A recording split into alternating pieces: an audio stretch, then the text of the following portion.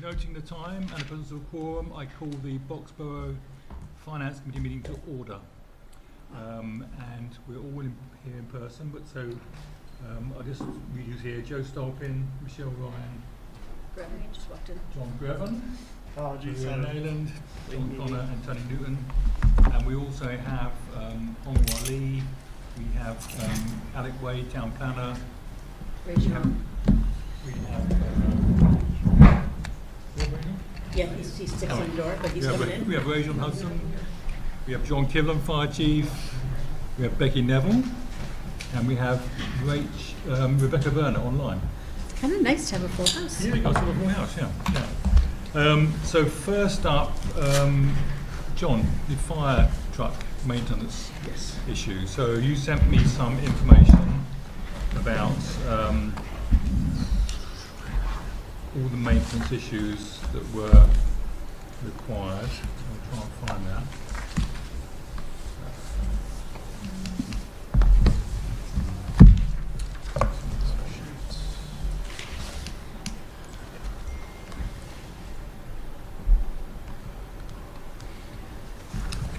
Oh yeah,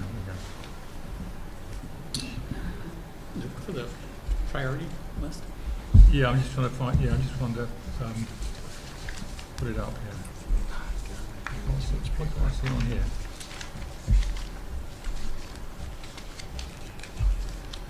For some reason I can't see. Let me try again. Top left. Oh, there we are. There you go. Okay. So I think the question is going to be, I'm not quite sure, we need to look at what's in the budget right now, but then you've got a number of things here which are different levels of priority. And we just sort of, I think, match that against what's in the budget and see what can be achieved and what the sort of risks are, I think, Right. So within that. that in the high priority, if you do the subtotals for each engine that's in the front, so I believe I have it right here as well. I'm looking at engine 64, 63, and 67, and there was an item left off of 67, which was $8,000 for tires. The high priority list right now for repairs comes out to approximately $38,000 to get all the high priorities for each one of those fixed. Now this list was made a week ago, and since then I've had some other developments with some of the trucks, so I'm still juggling some priorities, things that were small that have become big. So we've got 38,000 in high priority items. Right, that was, yes, roughly. What's in the maintenance budget? Can you remind me? So according to the ledger right now, so currently in the three lines that we can justify doing maintenance out of, currently there's roughly $20,900 in the ledger. I Right. have 3 outstanding invoices right now that will actually take that down to $13,541.10. So that's to get through the rest of the year as far as equipment maintenance, vehicle maintenance. I'm talking about FY20. Okay, so this is FY26 then, basically. You're saying For right now, yes. for the rest of this year, the high priority repairs. So that's going to be more of a budget transfer issue, right, or a reserve Probably fund transfer. we should talk about maybe a reserve fund transfer. Yeah. Once we yeah. get, and then what's the low priority? Do you have Well, it's down there. Yeah. So what's the total on that? Do you have that? Yes, I have that right here. Just quick math on the low priority, 13, 24, and 30. It's roughly $3,600 on the low. 3,600? Okay. Just yes, get low priority things. Well, I can take that back because the electrical accessory that was in the tender, that was a $1,200 cost to fix it before it became a bigger problem, has become a bigger problem, so I'm not quite sure what that's going to cost once they start getting into opening things up and looking at it. So we've got medium priority. Do you know what the total of medium priority is? Let me doing the math in myself. There's a good summary It's at at the the bottom. Okay. Okay. 20,800. Okay. How much?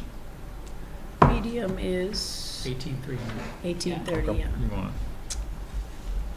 And then low. So okay.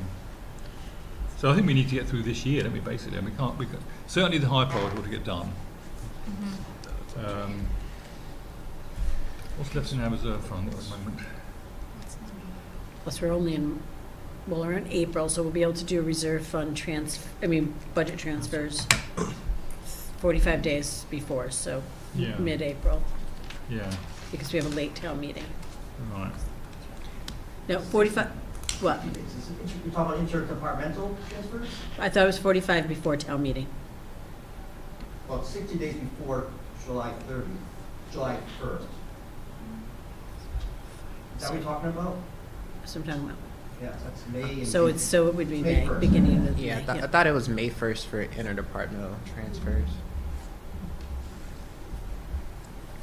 So we've got,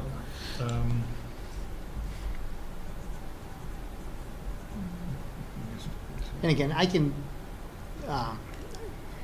come back closer to May 1st to talk about the department transfer, if that would be a more appropriate time to do it, because also scheduling these things to be done, that I want to make sure that I can get them into the shops and scheduled to be done within this fiscal year You as missed well. it. yeah, That's the other issue that I'm concerned about.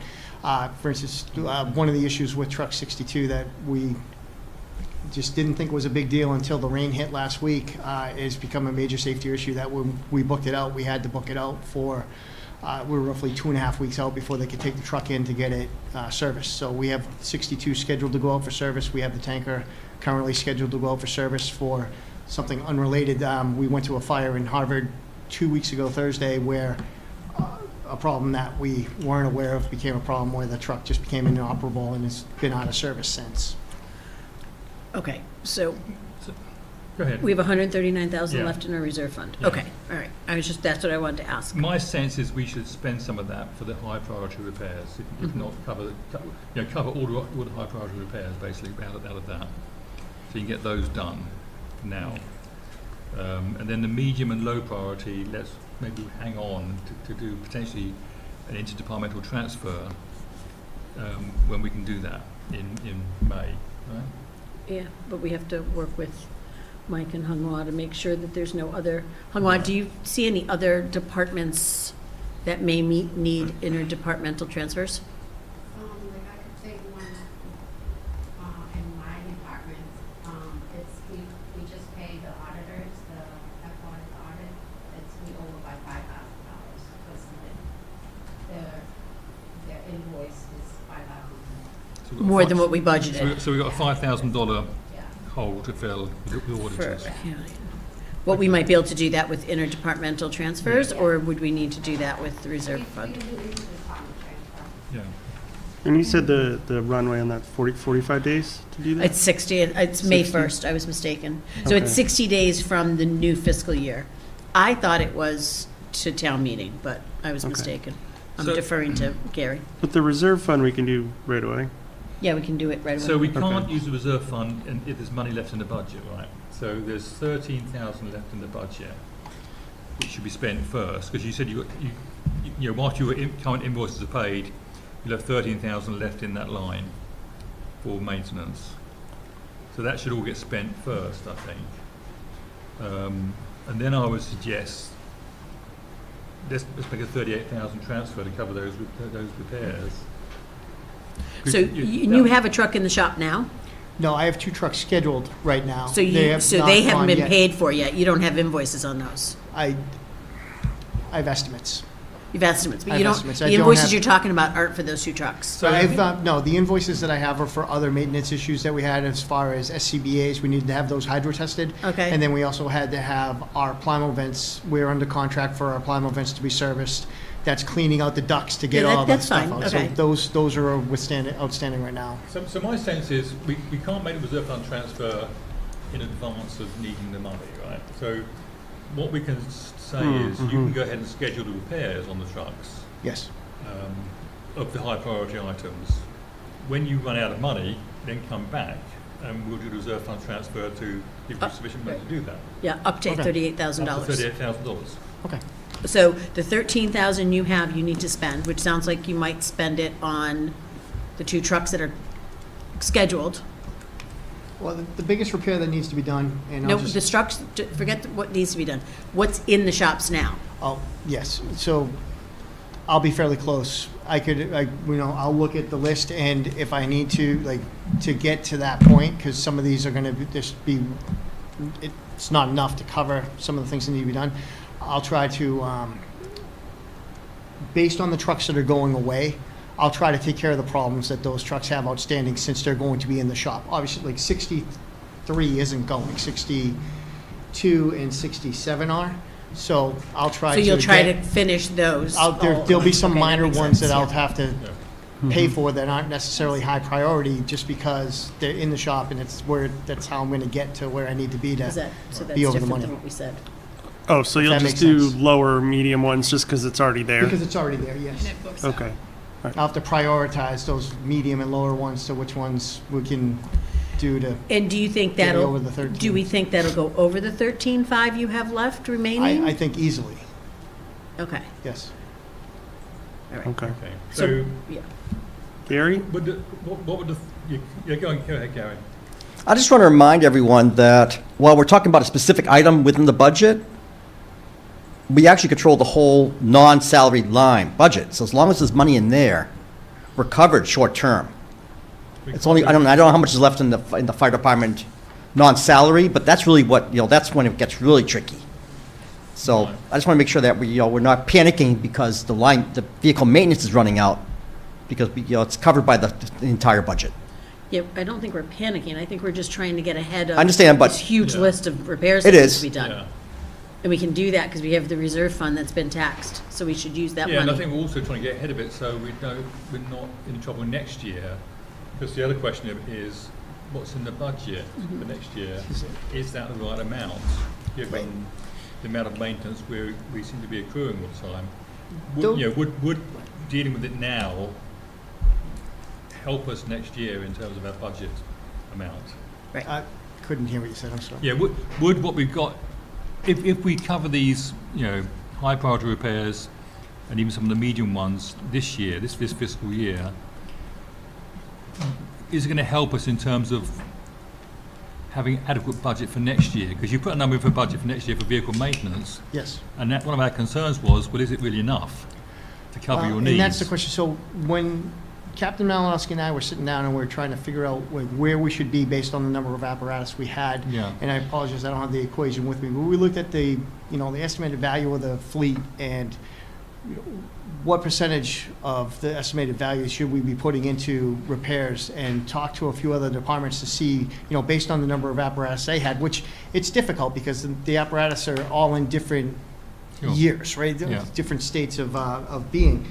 The number that we had come up with that we originally were going to put into our budget was an increase from 37,600 up to 53,800 based on our estimates of what we have scheduled for contracts for vendors to come in to do the preventative things and all the other things that we need to do just to keep the fleet where it needs to be. Right. And to try to get us back out of the state that we're in right now, because it's just no way to keep, this was a major investment that the community's made that we just want to Right. extend.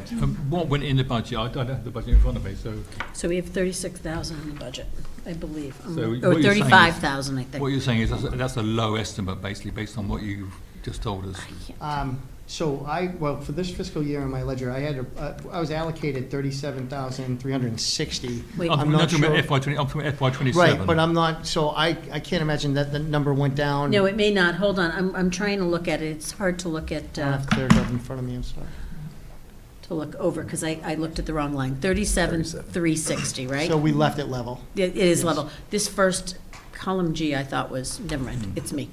So 37, Because that's where we came into this, wasn't it? We were concerned that the budget you'd asked for was too low. Yeah, and we'll be back here next year. Yeah. Yeah. So that was, so you wanted to budget 53, but because of the restrictions on the budgets, We went level. you went to 37,360, which was level funded. And if we add 10,000 to that, gets it to 47,000. But if we use a reserve fund this year to fix some of this stuff, then maybe, but that's what I'm trying to figure out is if. Oh, yeah, is it routine maintenance or is it permanent If we can get ahead of fix? it a little bit right. with some You- reserve fund transfer. Do you know? I still think he's going to need more though than 37,000. Yeah, I mean, if this is any indication of what's coming down the line, I Yeah. mean, who knows how preventative these are? I'm thinking put another 10,000 into the budget. Yes, that's what I I mean, think too. this totals Yeah. more, what we're looking at on this sheet totals more than this year's budget, if I'm not mistaken. Yeah. It does. But that said, some of this maintenance has been before your time. It should have been Yeah, none of this is. better Yeah. done. I mean, I'm just asking. And I know you don't want to throw anyone under the bus, but we need to know going forward. So Yeah. just, So we did. personality's like, out of it. So, yes, some of our, getting vendors available during the COVID years and things of that nature it was a little bit more difficult to get people to come out and do things that needed to be done. So pump testing, for instance, was supposed to be done yearly. It hadn't been done since 2021. So we did pump testing, and that's when we identified that 2 of our pumps were failed pump testing and needed complete pump rebuilds. And that added to the costs. And then just other routine things that, vehicle and chassis inspections, things of that nature that are within the standards now that we are now adopting, like creating our fleet manager as we had to schedule and manage and make sure that all of the things that per the NFPA standards that need to get done are now getting done. So the standards have gotten a lot more rigid and a lot more strict as to how and who and what and when it needs to be done. So we're trying to be as adherent to that as possible. So I think this is what I think we're going to do then. I think we're going to say, go ahead with the high priority repairs and schedule those, Okay. and come back for reserve fund transfer up to 38,000 as you need it in the rest of the rest of the year, and then we'll add 10,000 to the budget, I think. So Hongmok, could you add 10,000 to that line in cleaning up? so you would end up with 47,360 for next year. We should be able to make a significant dent in the things. that And need we're be going to done, make so a thank dent you. this year by doing what you have left and $38,000, No, to thank you. $38,000. No, it's much John, appreciated. John has a question. No, Yeah, it's more for my own edification. You think we're done? Yeah, I'm done with Yeah. that, yeah. I just So want- for interdepartmental transfers, are those specifically within the fire department, or No. are they within the entire town? They're within the entire budget. Okay. And you can't transfer between, except for during that period of Last time. 60 days. With the approval of the finance So that's committee. not between police and fire, but you can within fire. You Within can fire, transfer. you can. Yeah. Anytime. Yes, outside, so salary is separate, so it's fire To other. Gary's- Right, you can transfer anything in there. And to that point, I looked at those lines and I'm trying to forecast out with the billing that we have coming up with. A lot of these things are set based off of billing rates, like our medical billing, our cellular phones, things of that nature. Just trying to find Yep. where I had room to make those moves from line to line. We made some moves from line to line today to try to get us to where we're Okay. at. It's just that we'd be at jeopardy of not being able to pay the rest of the things we need to pay for the rest of the year with All some right, of so those you don't have any numbers. space, basically. Yeah, Yeah, we're pretty that's tight, fine. Okay. yes. John, my comment was only to get us to May 1st. Excuse me. My comment was only to get us to May 1st. Understood. After that, you could do the interdepartmental between non-salary and other, or between departments. No, I misunderstood. I thought you meant till June 30th, so I'm No, sorry, I no, misunderstood. All right, thank All right, you. one last question Yeah. along that line. So what's our run rate for the town as a whole? Are we, did I hear that? Hungma, where are we from, just in case any other groups come in and say, I need yeah, another $100,000? so we got to be careful about making promises with budget Right. transfers, So right? we know Yeah. somebody's Because- $5,000, and I know this came up, but I'm just putting it all together in my head. What are we as a town, where are we? Are we, we've got some breathing room in the budget? Yes, so as of right now, that's the only line item that I know that is over, Oh, really? yeah. Okay. How much under? So that's good to hear, but if everybody's right on the zero, that doesn't buy us anything. Well, So how much? we're getting a new oh, dashboard next week, right? Yeah. Do we know if we've got $50,000 underneath? Sorry. Hongmar was in George's dashboard time. So. Yeah. Do we know where we are right now relative to budget? No, I didn't prepare for that yet. Okay. Probably need to figure that out, obviously. Yeah, so- but we okay. know we were halfway through the year, don't we? And generally, we don't really project out. In the past, we haven't projected out until we get to around that May 1st time. Right, but we're So- talking about things where we kind of now need to project out, Yeah. right? Yeah. Anyway, Yeah, okay. okay, great. All right, so you got your marching orders, you know what you're doing? Oh, yeah, 100%. Okay, Yeah, right so on. you'll come back Yeah. Yes, as you need the transfers. right, I'll get through what I have remaining, and then I'll come back and we can discuss Yeah. where we need to go. But Yeah. you'll schedule the rest of the stuff? Oh, yes. Okay, all right. Yeah. Thank you very much. Right, because that 38, right, you know is only until the end of this year. I know, I just, Okay. it's just like, I know, I just want you to know that no, I know, 38. I completely because- understand. I yeah. just, my biggest fear is that, like, what I had happen was, in the short time since I was here last, like, just the snowball effect, these little things it just seems to be rolling downhill and getting bigger, that just, little things are becoming bigger things, and it just seems like it's a never-ending battle right now. So Yeah. I'm just waiting to see what shoe drops next, and I'm gonna come in here and, oh, hey, guess what? But, fingers crossed that we make it. Just posted. Yeah, Yeah. Thanks so much. thank you, Chief. Thank you, thanks. Alec, you're up. And I promise you, we will not increase your budget.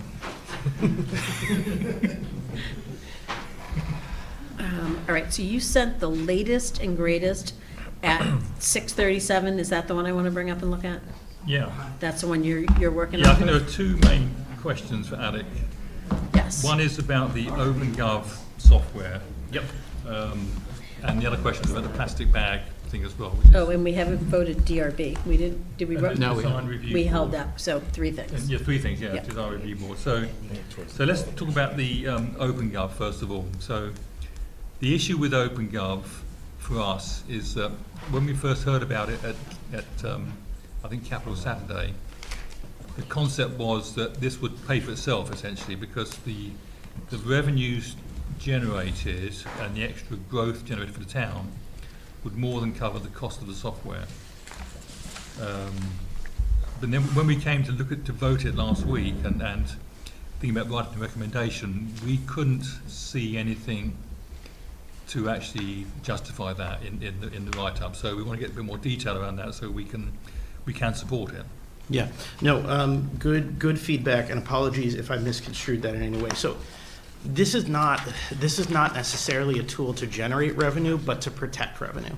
The experience we had this past year in particular was lost revenue. Specifically, our building permitting software, Permit Pro, that we use today, was not reporting new growth back to the assessor's software. And it took several months of banging our head against a wall and then finally physically handing off permits in the process, where the assessor's office, going through a time of transition, then had to manually enter those in and make a determination as to whether those were eligible for growth or whether they were just day-to-day permits that don't affect the value on a property. That is a time-consuming and cumbersome process, but it also has a compounding effect back to the town. So in working with our account executive to try and estimate this out, and I had been asked at Capital Saturday, could we go back and do a full accounting of the new growth we lost? Yes, we could do that, but we need an assessor on staff first because that's a very time-consuming thing. We have to go back through all the permits we previously pulled, and I don't have the workflow, and we have limited hours with our current assessor. That being said, we have put together a soft estimate of, at minimum, between $6,000 and $9,000 in new growth could have been lost had we not caught up. So let's compound that over time. Let's look at what that is. I did the math earlier today, and so if we're on the low end estimate, in year one, you've lost $6,000, assuming that number remains the same without inflation, which of course it would inflate, but assuming that's $12,000 in year two, $18,000 in year three. 6,000 what though? 6,000 in property valuation or? In new growth value back to the budget. In revenue from taxation? Yes. 6,000 Is it just the taxation. value or the taxed? The amount that you would have collected in taxes, that new growth collection. Apologies, I'm not an assessor, No, so I that's don't know okay, the that's okay. language So, necessarily. so our new growth number, which, let's say we put in 200,000 for new growth, you're saying that, I'm trying to get those two things, what you're saying. Yeah. So, because what we look at when you say new $15 a growth. thousand. Right. So 200,000 times 15, what's that? That's 15,000? No, 30,000? I don't know. What are we doing? You're trying to figure out the I'm trying to value on figure out that? how much tax, on a 200,000 of property valuation increase, what would the tax be? It'd be $15 a thousand. $15. 200 times 15. Correct. Which is 200 times 15 is 3,000. 3,000. So it's $3,000 on if the new growth in the town was 200,000.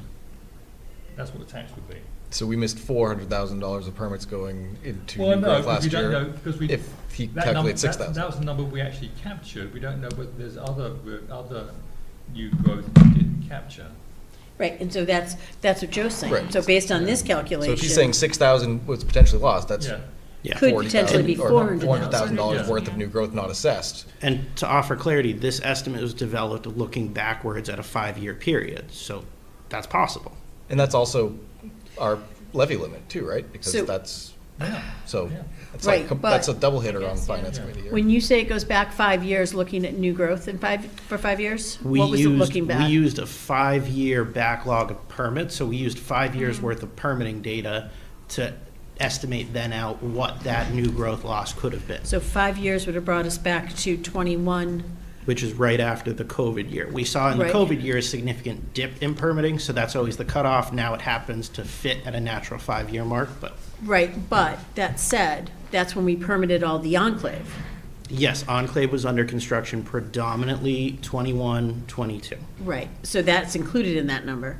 Yes, that would be So included. that number, we're not going to get another development like that. That was a pretty No. significant new growth number. I would for that not say year. never.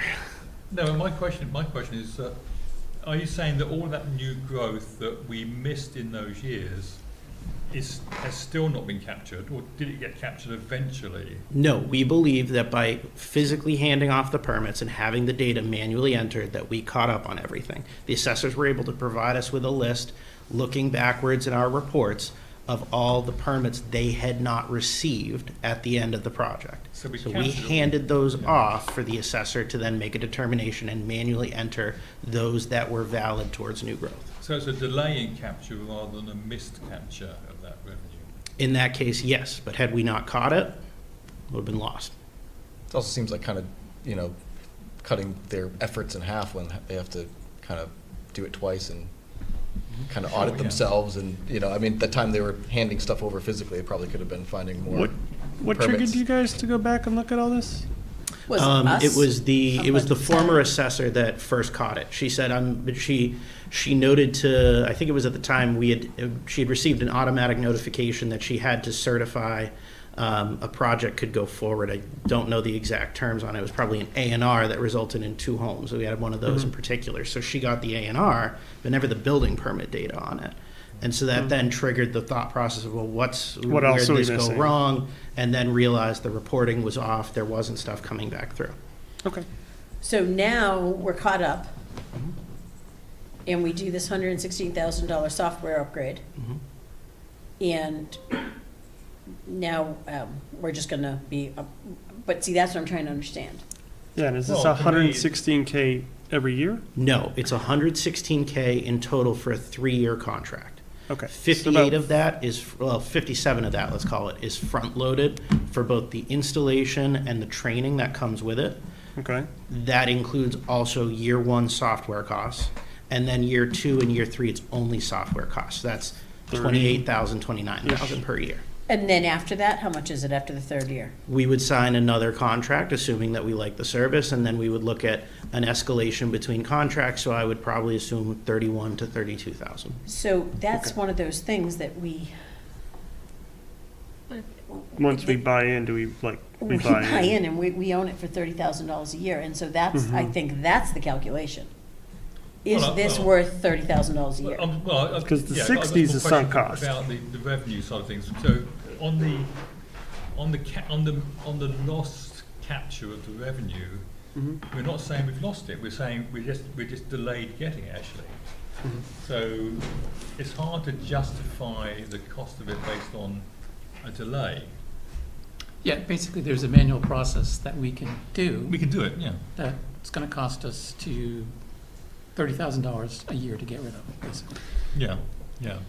$30,000 Alec, a you would- year is a I'm part-time not saying person. it's a trivial Yeah. amount. You can hire someone, yeah. Sorry, could you tell us a little bit more about like the manual process? Is this like a 10-minute handover? Is it an hour? Is it physically like I walk to somebody with a file? Like what is? So the building commissioner's admin, one of the 2 admins in my office, prints out, after the certificate of occupancy is issued, prints out the final permit, prints out all of the supporting documents that were submitted throughout the process, most notably the financial documents, so estimates for the total cost of the project and such, then brings that over to the assessor's office. The assessor then needs to review that documentation and determine whether the items that were changed or modified, whether those constitute a value change to the property. So not everything does. If you're just getting, a fixture change in your bathroom, that's not going to change the value on your property. But if you're going from, let's say you're going from a degraded wood surface in the kitchen to now all granite countertops, that might have an impact on the value moving forward. The assessor has to make that determination and then enter in the data, which is then put into the system moving forward for their valuations. Okay. Now, if we were to go fully paper, because I do get this question sometimes, what would it look like if we didn't have an electronic permitting system to begin with? Which at times, with this service, I have questioned. Maybe we should go back to basics. And frankly, I get a lot of criticism that we move slowly. Growth moves slowly, Boxborough moves slowly. Nothing slows it down quite like having to manually walk a permit from office to office and wait for whatever department head needs to take a review of it, evaluate whether the project can move forward in the next process. And that's 3 or 4 department heads before it even gets back to the building commissioner, who can then start reviewing the documentation for whether or not the project is to code and to law. And this is going to alleviate that? Absolutely. This is the highest and best software out there. 160-something communities in Massachusetts use it, and that's for good reason. 2,000 across the country, because it expedites your workflow. And for you as the constituents who are waiting on these permits to move forward, your builder, contractor, or yourself, or if you're doing the work, you're going to experience an immediate uptick in our efficiency, and you're going to get back to your day-to-day life a lot quicker. Have you trialed it? I've seen it used in other communities. I've seen multiple demos of it, and we did receive demos of 3 different softwares as a land use team prior to selecting this one. Is this the most expensive one by any chance? Most likely, yes. And we have an electronic one now, but it's just not as good. Is that correct? We do. It is quite clunky, and most alarmingly, it was missing this new growth. And how much does that cost us? That costs around about $8,000 a year. I think just under. Okay, so we're looking at 22 extra a year then. Yes. Okay. All right, because we're already spent. I want to be clear. It's not a. So it's 22 instead of 30 for the software. So I mean, that's still 22 is a lot. It's not 5 or 10, but. What's the assessor's view on this? Or the interim assessor? Jim and I have not spoken specifically on this software. He came in after we had already made a decision to move forward with this product. And the other thing you told me was that this would facilitate changing the structure for building permit fees, inspection fees that the inspector gets when they go out and inspect work. So that's a process we're going about independently. It's not specifically because of this software. Okay. I had met with members of the administration previously to discuss whether this was the right approach, but yes, you're referencing our current inspectors' fees are a 90-10 split. 90% of the plumbing, gas, and electrical fees go right back to our per diem inspectors, and only 10% is captured by the town. Candidly, that's an outdated model, so we've been discussing internally whether to move away from that, and with everything else going on, this seemed a good year to initiate that process. But that's not linked to the software. We can do that anyway, that review. That's correct. Is this the software, I'm sorry, there were a bunch of different ones, that we're only taking advantage of some part of it and there's a full suite, or is that something else I'm thinking of?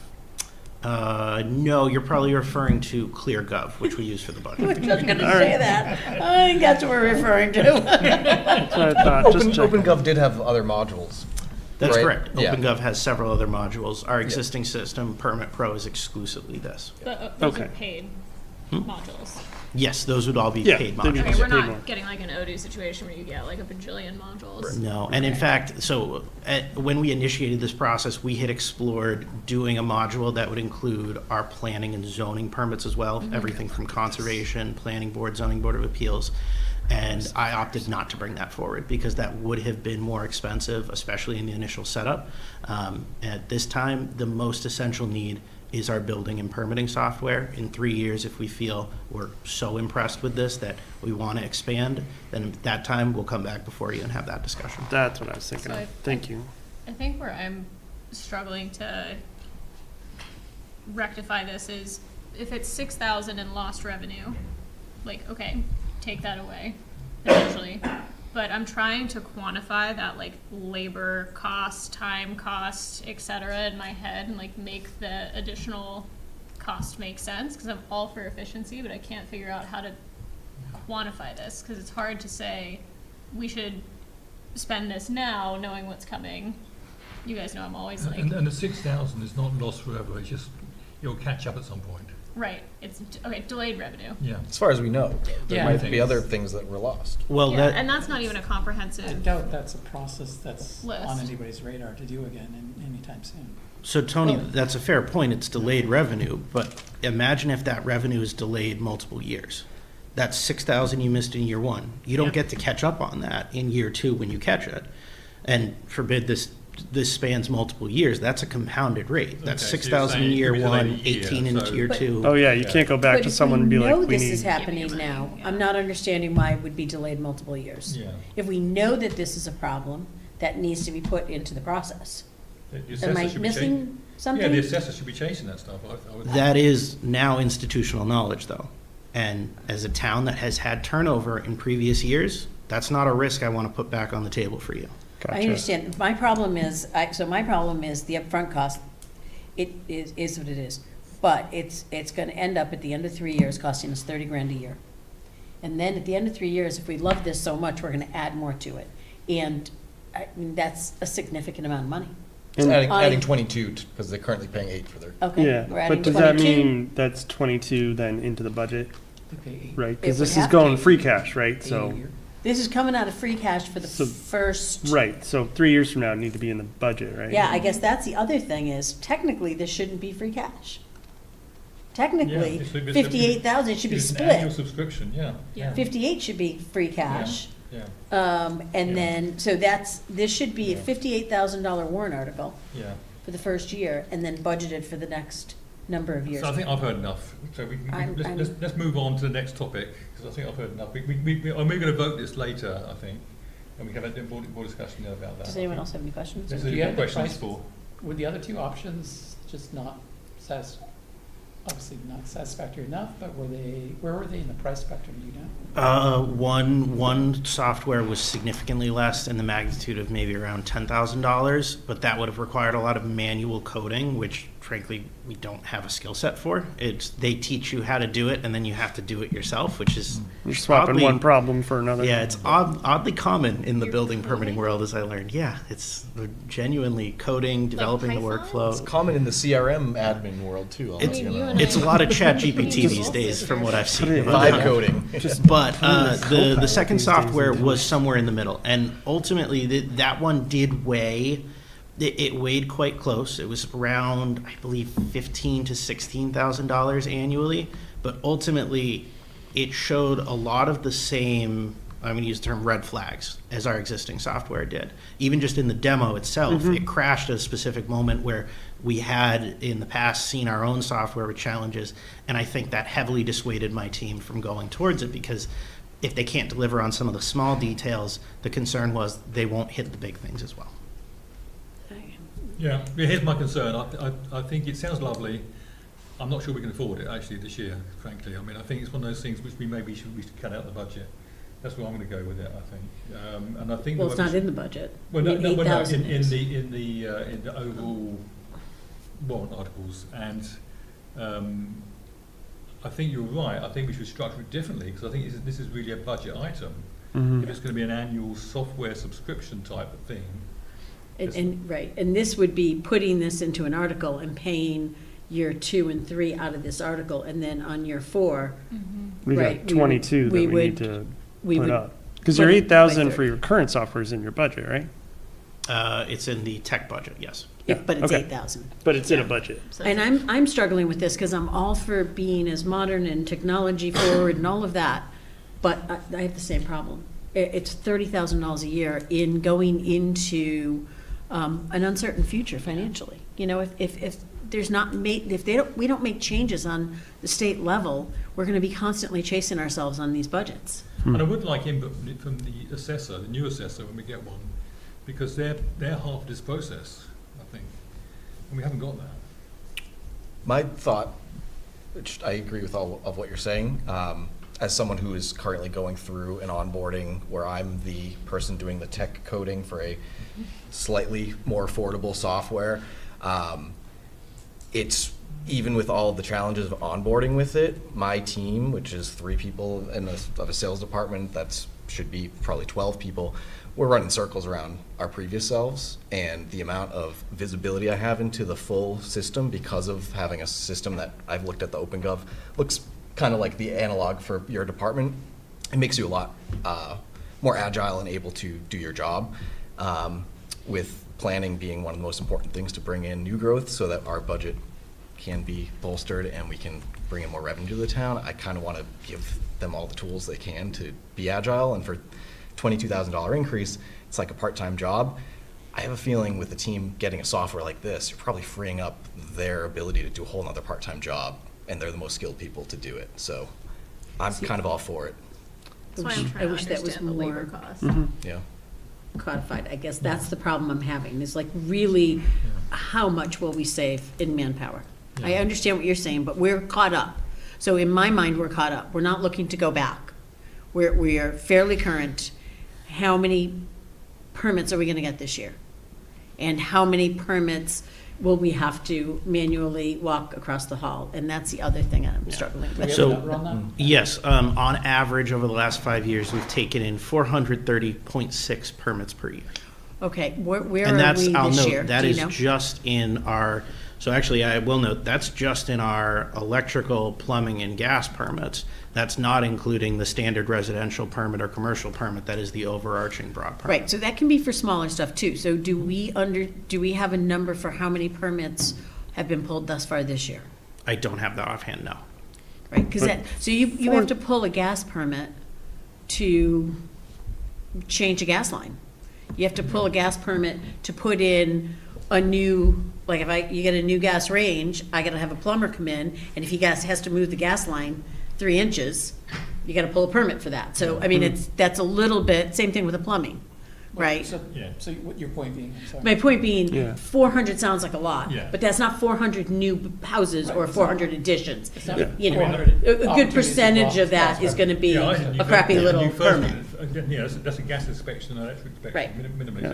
Right. 2 inspections for a new furnace, which is. But that's about 2 permits a day, right? There's about 200 working days a year, so that's about 2 permits a day. Right, but not, But I don't know what that's the not new overall- growth permits. Yeah. Oh, Not right. all, that's what I'm saying. That's That is just- not all new growth That's a new permits. furnace. But this Right. software would do all permits, not just new growth, right? All of the building and inspectional services permits, Okay. yes. Right, right. And I don't know what, to Michelle, to your point, I don't know what the labor cost is of 2 permits a day. What's that whole chain of events that I think, Alec, you were saying, this department, that department, reading this department, like, I have an admin just to facilitate that, Right. very specifically, because that is very intensive, whether it's Okay. working with the fire department or the fire prevention officer who's in a different building, whether it's working with the various departments in here, whether it's working with our health agency, which is off in another town. right? There's a Instead lot of that goes into that, It's yeah. just here and click, click. Can we get the Done. Can Okay. we get the assessor's input on this before we vote? We haven't got, no, we've got to vote tonight, We really. don't have time. Yeah. Dang it. Can I ask one more question? Gary? Yeah, go, Gary. Go ahead, Sorry, Gary. unless my minutes are wrong, we voted this last We week. can re-vote it. Yes, So you want to re-vote it? Yeah. I just want to remind you that you Yeah, did yeah, vote. yeah, we know Yeah. that. Okay. Yeah, thank you, Gary. You mentioned your admin does all this chasing, correct? Yes. Okay.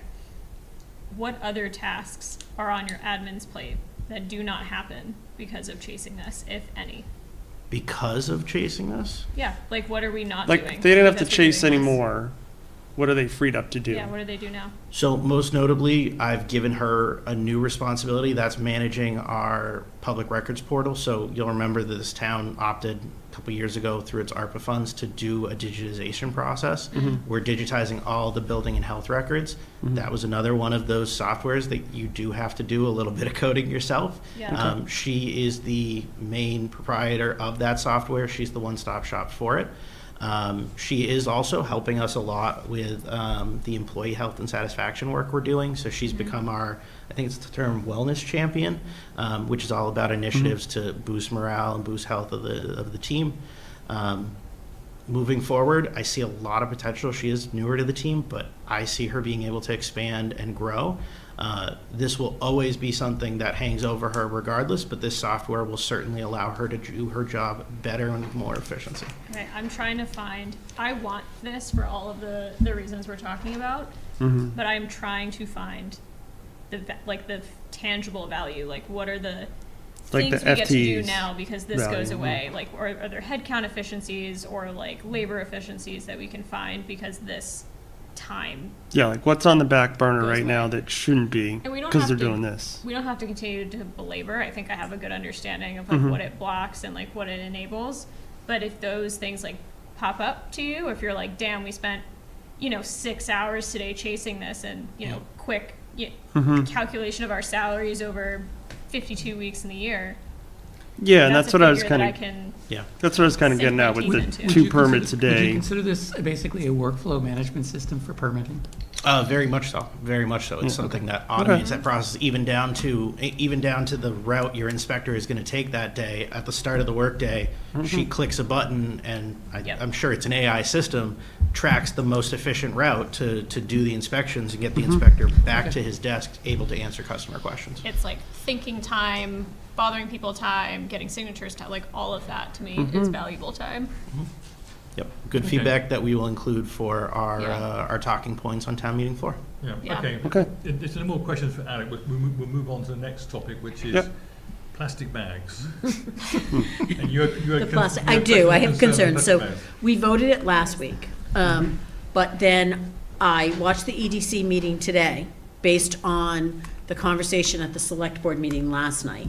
And last night, the owner of Two Friends Chocolate, who is actually also on the EDC, she's a member of the EDC.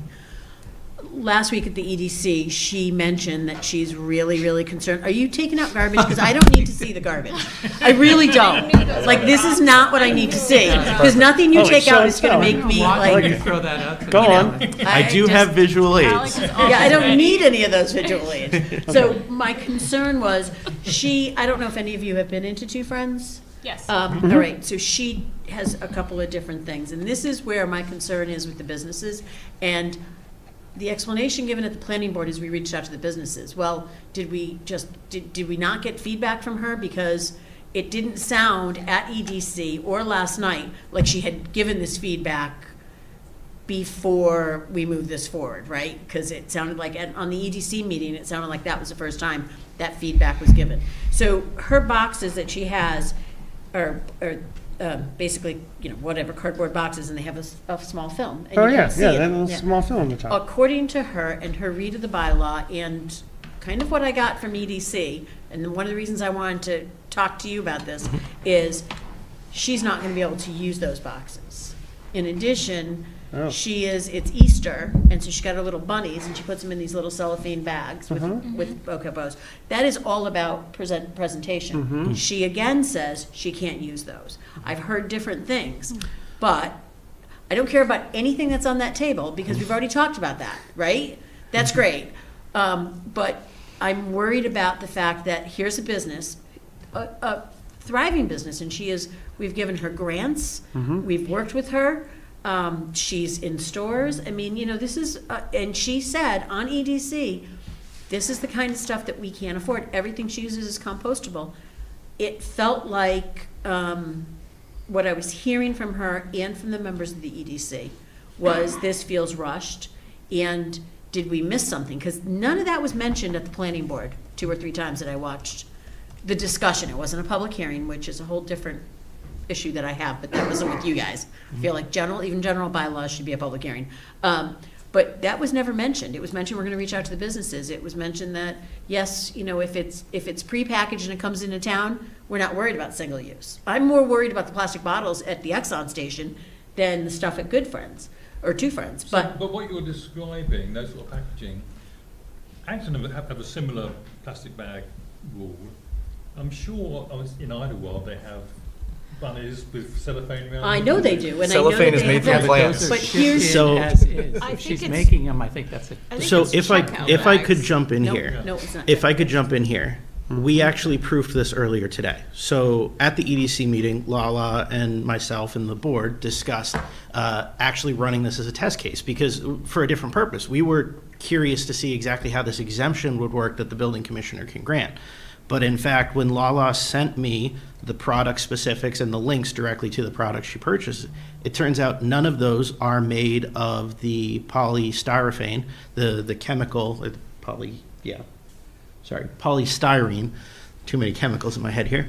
The polystyrene that this bylaw affects is not affecting her business. She sent me all of those examples. I proofed them myself. It took me approximately 5 minutes per product on the website to get to the product details and confirm that it does not use the plastic type that this targets. And then just to be sure, I called the manufacturer and confirmed it with them directly. And so that as an example is not, there are a lot of plastics, so to speak, in the world. A lot of things that we look at and we say, this is plastic. But this bylaw is very targeted and specific at the things we're targeting. Polystyrene being the number one. It is something that gets into the system, whether it's through environmental pollutants, through debris and leaching, and it causes health issues. The plastics she's using are not up for that discussion and that targeting. And so I delivered her my opinion and then further said, let's double check with the building commissioner when he's in next week, but I'm confident he will have the same opinion I do. Okay, and that's great. I'm happy for that. My concern is, how did this not get picked up earlier? And because all I heard is this isn't going to affect the businesses. If it does, we'll make a 6-month, there could be an exemption. My concern is, what happens if another business moves in, or if the company she's using, all of a sudden she can't get those bags? I don't want to see hardships. And I'm not saying I'm going to change my vote on this, but I'm concerned that this feels very rushed. This came out of nowhere. All of a sudden it was on an agenda. And it's all I hear about, it's a lot, it's Actons. But I feel like all of a sudden this popped. Well, what else is going to pop out of that? It's a very dense bylaw. There's a lot of information. I heard over and over again, we're reaching out to the businesses, and for some reason, less than a week ago, it all of a sudden became an issue for one of our businesses. And it may not be, so now it's not an issue. But the point is, after hearing about this multiple times on a planning board meeting, and you came here and we talked about it, all of a sudden it was an issue for a local business, or could have been. That's what concerns me, is this feels rushed, and I don't feel like it, I'm worried. I mean, I would have told you if you didn't tell me that she's okay, I'm not voting for this, I'm going to revote and vote against it. I'm still concerned on how this will affect businesses, because I don't think we've looked at it close enough. I really don't. This law compare with Acton's plastic bag law? Is it very similar, or is it more far-reaching than Acton's? Could I turn it over to Rebecca Werner to address that? Yeah. Rebecca, go ahead. You should be able to unmute yourself. You're co-hosting. Yeah. No? Okay, I'll do it. There you go. Okay, I just got in. Thank you. This is nearly verbatim from Acton. So they're very successfully since 2022 have had this bylaw in place. And they're still doing it. It hasn't changed. So, and there's also this similar restrictions have been put into place, and I think as of 2024, 160 communities in the state are adopting these kind of regulations.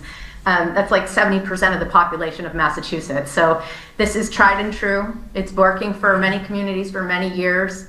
And as Alec just explained, this is not impacting. I think he needed to do a little education, really, to just clarify that this is not going to impact, certain businesses in town. Yeah, there's a lot of financial, gains that many business owners can take away from this too. I mean, just if you bear with me for just a second, I mean, there's definitely municipal savings that we can see as a result of reducing contamination in our recycling. When you have a contaminated, you don't have to remove a contaminated unit from the transfer station if somebody throws in a plastic bag, for instance, or puts in the wrong kind of filmy kind of things thinking it's a recyclable. So we would lessen our contamination fees. There's a skip the bag kind of, it's called skip the bag terming. And that is basically, Massachusetts has legislation that requires, through this bylaw, right, the restaurants are told that they don't have to automatically offer plastic utensils, for instance, just as for instance. And so it's skip the stuff, and you only have to provide it if it's asked for. So there's less cost that some of these businesses are going to have to put into providing those things. You know, this is kind of an out for them to save a little bit of money. There's also things like you've seen the 10 cents a bag in many communities, right? And what that is 5 cents out of that 10 cents goes towards an environmental protection funding. So it's doing a good thing for the environment. But there's also a sale, an offset that is pushed back towards retailers. I just froze, didn't I? Shoot. You're still talking. Sorry, I froze. You're still talking. We can hear you. You're good. Oh, you can still hear me. Okay. You're good. But there's 5 cents that goes back towards retailers to offset some of that expense. I'm going to shut off my video just in case that helps a little bit. So there is an offset for helping to fund a paper bag as a result of plastic bags, though I'm not hearing that there was any resistance to the paper plastic bagging. And then I know we don't have public wastewater, but I'm speaking for maybe residential uses. You know, there's a lot of plastic wipes and stuff that gets flushed down into septic that causes clogs and damage and such. So we're lessening repair costs potentially for residents. And then I know a lot of our litter cleanup is actually done by volunteers around town. But just in case there's any kind of expense in budgets in town that I'm not aware of, this obviously reduces litter cleanup costs if there are any in Boxborough, and or people hours cleaning things up. So there are some financial impacts to reduction of plastics in town. Okay, Thanks for great. listening to me. Yeah, thank you. Thanks, Rebecca. Okay. I think I've heard enough. Yeah. Yep. Mm-hmm. Okay, let's move on to Design Review Board, which is the third one. Yep, so we held that last We week. held it, yeah. There was just questions about, we just had general questions about how it would affect businesses. Yeah, I think the overall concern, I suppose, was, is it one more hurdle that people have to jump through in order to come into town with a business? Is it going to be a disincentive to people? I think that's the sort of concern that we had, I think, as a group. Knowing that we are concerned with lack of new growth in town, is this just one more small thing sort of tipping it in the other direction? Yeah. Are you explicitly asking my opinion on that? Yeah. Mm-hmm. So a lot of planners get asked exactly that question. In this regard, I do not believe this is an extra hurdle or an extra layer of permitting. This is extricating from the lengthy planning board meetings and public hearings that we all attend. This is extricating that design review element from the process. The design review board, within those first 25 to 35 days, initiates their process, prepares a recommendation, and sends that back to the planning board for their consideration and incorporation if they so choose. They choose not to incorporate it, just give a brief explanation and toss it out the door. But your planning board members unanimously supported this, in large part because they are going through this themselves. They are the ones who brought this forward because they feel they need the extra support of the design review board to make these reasonable decisions. And they were concerned with what they've seen in recent proposals.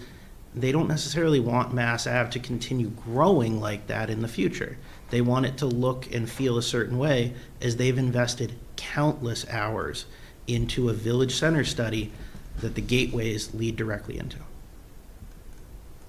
So what my concern is, always concerned about hurting business coming into town, with my FinCom hat on. But I'm also concerned that I feel like I'm not opposed to it, but it points back to design standards that came into play in 2000 and were updated in 2018. And I've gone through those design standards. I think this is almost just, like, I think that needs to be changed. So I would be more comfortable with the design standards that you're pointing to, because, again, I've been on those meetings where we had a developer trying to put up, a building that was highly efficient building, modern standards, all of that, but it was white. And there was members on the planning board that felt that it needed to be a brick building to fit into the neighborhood. The design standard, so I'm concerned with the design standards not being up-to-date standards and then adding 2 more zones to this without that standard. Because I don't necessarily, it would be great. Rich Gazzardi said, wouldn't it be nice if everyone, Mark White's barn. Mark White's barn is great. It's probably not as highly efficient as we'd like. And if you have a company coming in, I want the standard to look the part that we want, but I also want to make sure we're not trying to force somebody to do a masonry building in 2026, because that's not, necessarily sustainable. But it looks nice, and that's what is our standards. I review those standards, and I felt like they were kind of dated. So for me, I would really like to see the standards in place first. I also do have a concern with businesses. I understand what you're saying. It's not a big deal, but it is if you're a business coming into a town, making a decision, and you have to go in front of a design review board, and they're going to be able to suggest and recommend that you use this material versus the material you came in with, and this material could cost $10,000 more, or whatever. And you said that, then it will streamline the planning board meetings. I think it does is it makes recommendations to the planning board, and I've also seen this because I've attended most of the meetings over the last 3 years. And then there's a long discussion about, well, this is what was recommended, but here we are. And it costs more money. So I would like to see the updated standards before I would endorse this to be in a different business district. In the town center is fine. The standards look like a town center standard, but coming down Mass Ave when you do have other businesses and it's, I think I'd just like to see updated standards. So are there plans to review the standards? Yes, so we had been waiting on a grant that we weren't 100% confident in. That grant has not come in, so I was directed this week to kick off the internal process beginning in April. So we'll be polling the design review board to get their availability. We'll be doing a kickoff meeting and then a summer's worth of public engagement by which the design review board will work with local architects and team members to develop and revise those guidelines. And I do expect to have those published roughly around the time of a fall town meeting, so October or November. Yeah, I don't feel strong urgency around this. I also took a look at them. I thought for business. They seem a little bit dated? Yes, for business? Yes, and not like in town center. Because this is specifically in addition to the business districts, and this is like, I would say at least 10% of what we talk about every meeting is like encouraging business. And so much has changed in construction and green construction in the past like 8 years. Right, so maybe now we can do like a nice brick facade or something with an efficient building. Probably not, but maybe we can. So I don't feel the urgency behind this one. Can we bring it up in fall if Yeah. we have that information? Because will we have more, at least a draft by fall? Well, we don't get to decide. We get to vote on it. We don't get to decide. Well, but more information. The design standards, the last two, I think, have gone to town meeting. At least the one in 2000 did. I don't It know was about presented and voted at town meeting. But you're, So- you're saying put the design standards to town meeting. Well, Or I'm are just, you saying defer I'm this? saying like defer. defer this to But town it's not meeting. our question. It's not our. It's not. No, So, Right. fall time. You know, Right. but it's not up to us what gets deferred. no, Well, it's not. No, I it's think not, what but we're saying trying is to- we'll if there's vote. another iteration of this coming along Yeah. with better information. Right, I don't want to like shoot it down and it never come back again. Exactly. And I'd be like, that was kind of dumb. But if it's like something that could be deferred and we review it again, it's like more information. Great. Yeah, so I won't support this for this town meeting based on what I just said, and, because I really think that's important. Rebecca, who listed as Gregory, has her hand up. I was like, who is this person? Gregory, you're on. Sorry, I can't change That's my, okay. my It's name just- right now. I'm Gregory today. So I just, I'm DRB chair as well here. So we are tasked with continuously reviewing the guidelines currently for town center district, right? And to it's action 1.2.1.1 in our master plan. Part of that is updating the guidelines to include consideration for larger scale developments in other commercial areas. So that is something we're directly tasked with in our 2030 master plan. So it is something that we looked into, but it really hasn't been applicable to our town because we haven't had the purview expanded. Though we have been brought into requests have been made by the planning board to provide recommendation for some of the more complex developments that we've seen come across our table in the last maybe 4 years. I recall we had two different projects we were asked to provide reviews for. We have also had a pretty overwhelming response from community members at our planning board meetings that have been, continuously requesting that DRB starts to be able to look at things like this because it's, we're seeing these developments that are coming in down the spine of 111, and they're really, they're not what we would like to see, period, in town. Necessarily. So, and there's not a lot of meat to grab at, right? Because we don't really have the ability to weigh in on stuff like that. But there's a lot of developments that are coming through, and we're seeing this in other parts of town as well. I think that, trying to delay this just, allows us to get additional, steel-sided buildings maybe that look more like the DPW than the charming town center look that we have going on in town. So I want to be cautious of trying to delay instead of just letting us put some power into this and try to develop, this, get this moving forward. Because again, back to, Alex's point, we're recommendation only, and the planning board can take and ZBA can take it or leave it. So, but if they're willing to put in the time to kind of assess and evaluate, I think it does really bring a lot of value and help to the planning board and the ZBA both. So, that's all I have to say about that. Rebecca, you talk about steel-sided buildings, but the planning board still have a role in approving designs, right? At the end of the day, they're the ones who say, yes, you can build this or you can't. If it's an ugly steel-sided building, you can say no to that, I think. We can't weigh in on the materiality of anything. We have nothing like that to point to in our bylaws, unfortunately. Okay, so the design review board would allow you to prevent a steel building going up? That would allow us to addrss the materiality of the building. Probably,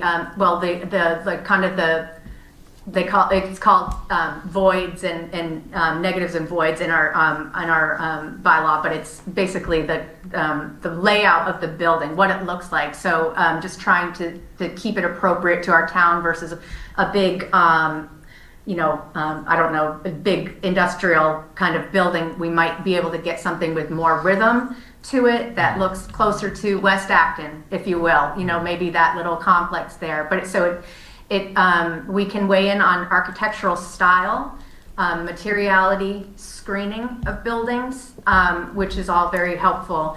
And I think if you look through the bylaws, as a couple members have stated they've done, or not the bylaw, I'm sorry, the guidelines, they're not reasonable in materiality. They do give people the ability to do vinyl clapboards on it. It's not suggesting that every building has to be a brick building. I think that would be rather unfair to people in the business district, frankly. But it does give material options to choose from. So it's not dictating one style that's very expensive like a stone veneer would be, but it does say that could be included, or you could do a vinyl siding of this, materiality. So it gives us a chance to be able to look at colors, look at materials that are being recommended with the user, and just kind of try to make a good recommendation to keep the style in pairing with what we want to see in town. Okay, great. Thank you. Okay. Thank you. Can I just ask, how many site plan reviews do you have currently pending, put in for the Mass Ave corridor? We have one application before the board currently. Right now you have one in front of the board? Okay. Yes. And can you like give, like how big of a building are they looking to put in? Is it a manufacturing building? What is it? That is for a landscape contractor yard at 984 Mass Ave. Okay, so that's a whole different issue. Yeah. So, okay, but that's the last one. That's the only one you have right now. Currently, yes. All right, and just one more question, I know, Tony, but the business and business one, those districts only run down Mass Ave, is that not right? Do they run anywhere else? I mean, I know we have office parks, we have IC districts. Generally, yes. They might creep up some of the side streets. Without having the map, I can't say for certain, but generally yes, it's in down 111. practicality, those are along 111. All right, because Rebecca mentioned other parts of town, and if it's just adding B and B1, then it's only affecting Mass Ave. It's not, even Right. if something's going in the IC. So this It's is just only going Mass to be Ave. extending this review from Town Center west? Up, yeah, west. It's only Mass Ave except the development, it's not Boxbar Meadows, the next one down, the condos, that extends south. That's the only non-Mass Ave. okay. Yeah. So, but yeah, it is Mass Ave, yeah, so again, my biggest issue is that the design standards currently, two issues. The design standards currently are dated, and I think they need to be updated before I would be comfortable expanding their purview. So, Great. Thanks, Alec. Thank you, everybody. thanks, you. Al. Thank you, Thanks, Alex. Al. And I like the props. Keep it up. I knew the bag was props as soon as you walked in. I was like, there's definitely not groceries in there. All right, so Okay, minutes of March the 17th. There seem to be some comments on the minutes. We were across the hall, not in the Grange. First, right at the top. You looking at me? No. Oh. Good spy. I retract my original. You retract? Yes. hold on a second, because I wrote it down, but I left it home. There was something that Maria can, but I think says, should have been can't, but I don't think it's that important. It sounds kind of important, actually. I read the whole thing and I Sounds thought. like maybe the opposite of what you wanted. I know, but I'm stressed now because I don't know what page it's on. Let's do it. Fine, So Maria. Maria can pay the dog officer out of fund if approved. There it is, the dog officer. What page are you on? There are no page numbers on this. Oh. 6 out of 13. 6 out of 13, okay. It's that one. So I didn't, I think that should be, where are we on that page? Oh, right there. I think can't pay the dog officer out of funds if it's not approved. That's what I'm trying to think. Because we were talking about that. Or maybe that's just an odd sentence. Yeah. Maybe it's the way it's Recommend worded, the can article. pay the dog officer. Should we remove that sentence? Maybe it should be, if approved, we can pay the dog officer. Maybe that's, I just read that and I'm like, this does not read right. Yes, that is Right? correct. Okay. The way you just said it. If approved, we can pay the dog officer out of these funds. Yes. That would be my suggestion. I think it reads better and it's less confusing. And that's all I had. And that was deferred anyways. Right. And also I had Susan Bach in there as an attendee, and she's not. Right. Right.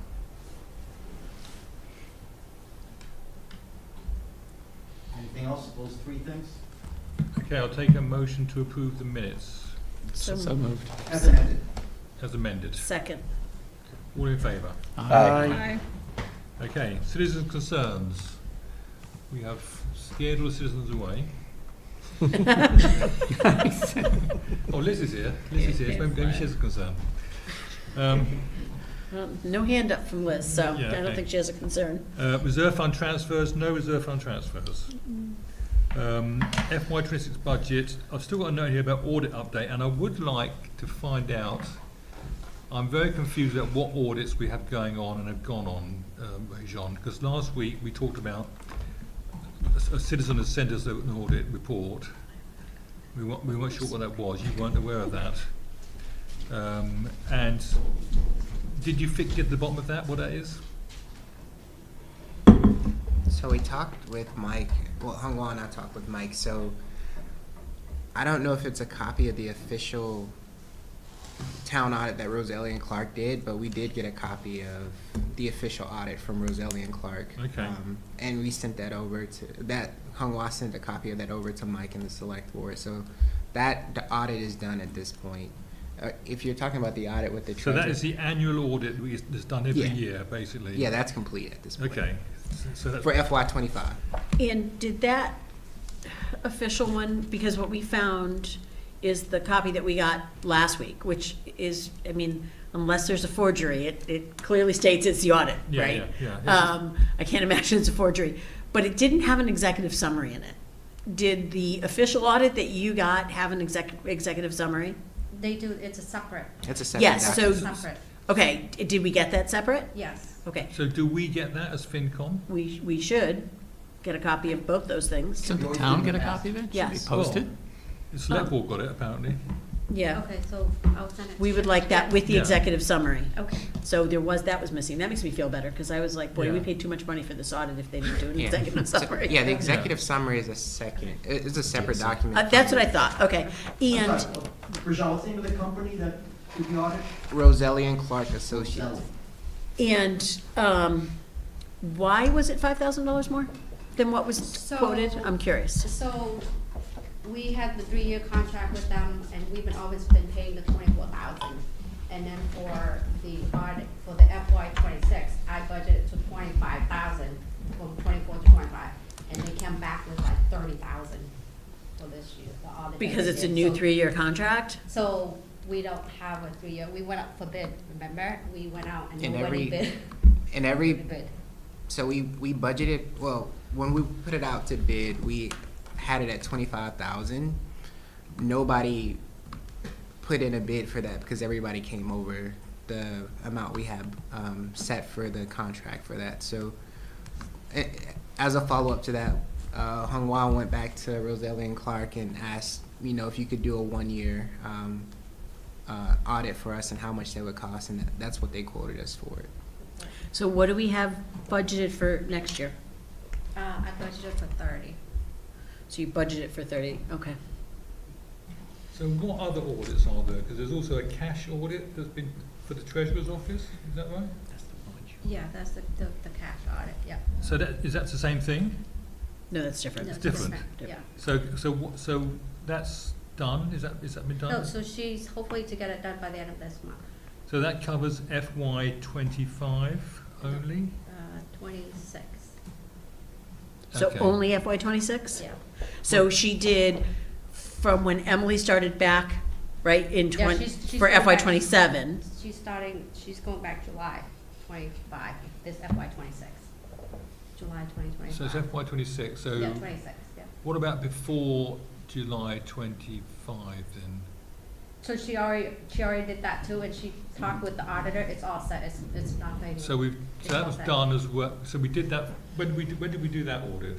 When was that? It was the same time, Julie's doing both at the same time right now. So there's 2 other audits, there's Yeah. one for FY25, one for FY26. Yes, yes, But yeah, FY26 is not finished yet. correct. So there's, okay. And we're gonna get results of those audits? Is it the same type of thing, or is, No. I'm just trying to understand, is she in there auditing, or is she in there trying to reconcile the cash? I think it's both. So she's doing She's doing both. both. So she helped us out with us being able to reconcile for Roselli and Clark for our annual budget with them. And then she's also helping with FY26 from July 1 to help us to be able to be on track with this current fiscal year. So can I ask, how did we close the books if we weren't reconciled in our cash for FY '25? It's closed and it's fine, it's just, she's just like double checking, like she just wanna make sure that it's, Okay, I think we specifically instructed them And to also, do like- that. No, that's fine, I'm asking 2 different things. No, I I don't know. care that they went back to '25, I'm asking, How do you do that if you're not certified? how do we get certified free cash if we're not cash reconciled? and why she did 25, cause she wants to, like a starting point, that's why she picked the 25 to do it, so that she can have a clean cash for the new treasurers coming in. So, And so the amount we submitted for 25 is correct? Yes, yes, Okay. yes, all the numbers to the state was correct? yes, yes, And so now we know that that's cash reconciled, yeah, and she's still working on, because she's been working on this for a while. yeah. So, like, seems like a really long time. But now she's doing from July through some date certain, like when, basically when Emily started? She's doing July up till when Emily started. Yeah, so once that, then she'll merge with the December, and with her, she merge it all in to make sure it's all correct. Because Emily started in December, All right, so she's doing July to December. yeah, Emily's been able to reconcile the cash from January to current, yes, yeah. which I don't have. Okay, more power to it, because I don't know how you reconcile cash when you don't start with a reconciled balance, but okay. All right, and we'll get a report on that, you don't know. Okay, so at some point, we'll expect to see at least 2 audit reports. One will be the cash route audit for 2 years, and one will be the Roselli and Clark audit with the executive summary. Yep, so I'll get that. Are they presenting to the select board, Rajon? Roselli and Clark? That I'll have to talk with Mike to get him to schedule it, and then we can. Is that the plan? Because that's what they used to do. They used to present to the select board. It's been the last 2 years that they haven't, so, can you make sure we know that date? Okay. So we can attend? If we want. Don't have And to. I've since I've been on FinCom, I've never seen one of these before, so. We If it's done have not if seen it's it. done every year, I can't understand why I've not seen it. Because, I don't know. Yeah. It's, I mean, when I was chair. You have to um, ask for it. You have to ask for it. In the Yeah. old days, we didn't have to ask for it because the Yeah. accountant got it. This is not about you. I No. don't want you to be offended by what I'm about to say, but Jennifer would get it and she would just distribute it to Yeah. the two. So It's nobody like ever asked for it, it It's just like one of those appeared. things, and if you don't know it exists, you don't know to ask Right. for it. And before Hanwha, don't forget, we had an accountant that really Yeah, did not we care had- if we saw it or Yeah. We not. had some holes in the system. We had Yeah, some yeah. holes in the So, system, so yeah. going forward, do you want, once I have it, they're all done, just send it to you? I think we Okay. want everything. Okay. Yeah. Okay. And we certainly. If we don't know about it, we want Yes. everything. And we want it from you, not from the public, like, because that's a little sketchy. We don't want strange people showing up. We don't want people just sending us the audit, because that's what happened last week. It was very weird and odd. Yeah. Good. Okay, then, in that case, I feel happy we've got to the bottom of that. FY27 budget. So, I've got a budget model, and it's very similar to Rajon's budget model. Well, this is Rajon's budget model, actually. So, Rajon's model has us with 971,349 excess levy capacity. Yeah, and you said there was a little discrepancy? So it's like $11,050 Yeah, off from that's- between the two of them. I'm going to show you my model if I can find it. And then, of course, we just added 10,000 to the budget. I'm just going yeah. So it's So 20. so you're 961 and change. Yeah. I need to just find the budget.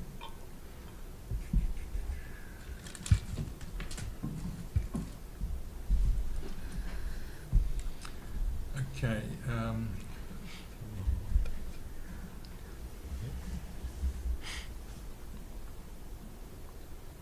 Okay then, so we should be 31,133,991 now, right? ClearGov says 980 for the dollars there, but yes. With the nuclear gov. Looking in ClearGov, it says 31 Did million. you change it already? Yes, I did Oh. already. What's the number then? You did the 10,000 already? 31 Yeah, million. she did it while we were talking. 133,980 and 64 cents. Real time. No, that's okay, so it's gone down then, what it was. No? 31, sorry, was it? 31,133,980.64. No, it's Three. 981, I suppose, yeah. So it's 31143 Oh, 981. it just updated since I launched this about Okay. 30 seconds ago. Okay. 31, Sorry one, about that, was it Mark. 31, 143 143. 981. Yeah, no, it's the nightly cycle, I think, that they run. Back to you. One Okay. more time, please. 143. 980.64. So we went 981. 981. It's right up on the board. Just like your taxes. Okay, ClearGov shows. Okay, so where are you with your levy now? 972,399. So it's interesting because you're above Rajon's number. Yeah, there's some differences. Rajon, the debt exclusions, is different to yours, I think. You've got an older number in there, I think. Yeah, because his We've got So the debt 770 on exclusion the I've got is this, is is 895. 895. 895. And that's based on the data we got from school district, plus our new debt for the fire station. Put that So I 895. think that I'm sure is accurate.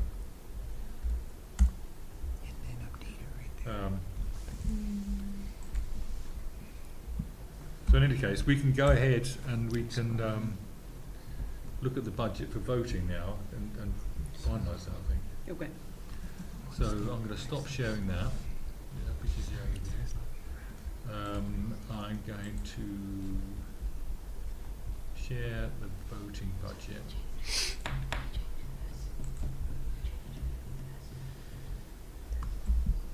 And Honghua, I need you to tell me a new number for the fire Oh, yep. department. We need to revote that first Yeah. thing before we forget.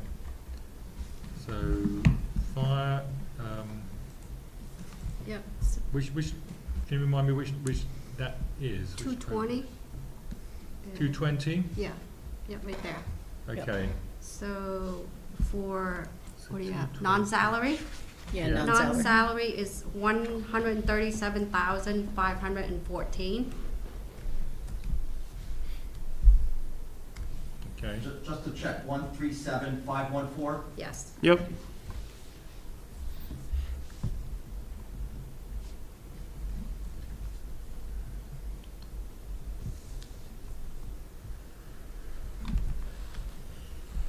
Okay, so we need to vote that one. Joe, do you want to do the honours of Sure. reading out? I move to recommend the fire budget line item 220, non-salary 137,514, salary 1,519,946, for a total. Joe, you don't have to do that. Separate lines, so Okay. just the non-salary. Well, okay, but we like to get the total. Yeah, So just do the total. yeah. I'm sorry, you can start over again, and I'll Sure. include salary. Sorry. You're adding 10,000 to the 1.6, right? There's a grand total column. There's a total right there. Yeah. Oh, Yeah. Gary Wow. just Tony Calculator's highlighted it. going away. Tony's got it for you. I move to recommend the fire budget line 220, non-salary 137,514, salary 1,519,946, for a grand total of 1,657,460. Second. All in favour? Sorry, Ah. 460? Yes. Thank you. All in favour? Aye. Okay, so that's 6 Who 0. seconded? Me. Michelle. Thanks, Michelle. You're welcome, Gary. 324. Okay, let's go ahead and vote the school budget. No, let's go up here. Let's do reserve fund. We should do that, right? So it's in at 186,000. Is that 0.6%, Conway? Of what was this afternoon, so what's it now, right? Yeah. Is it still the right number? It's been updated, Right. so. Ah.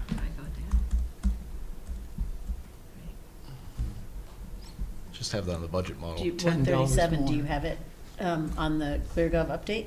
Yeah. You're right, it should calculate. Yeah, so times 0.07, yeah. 0.06, yeah.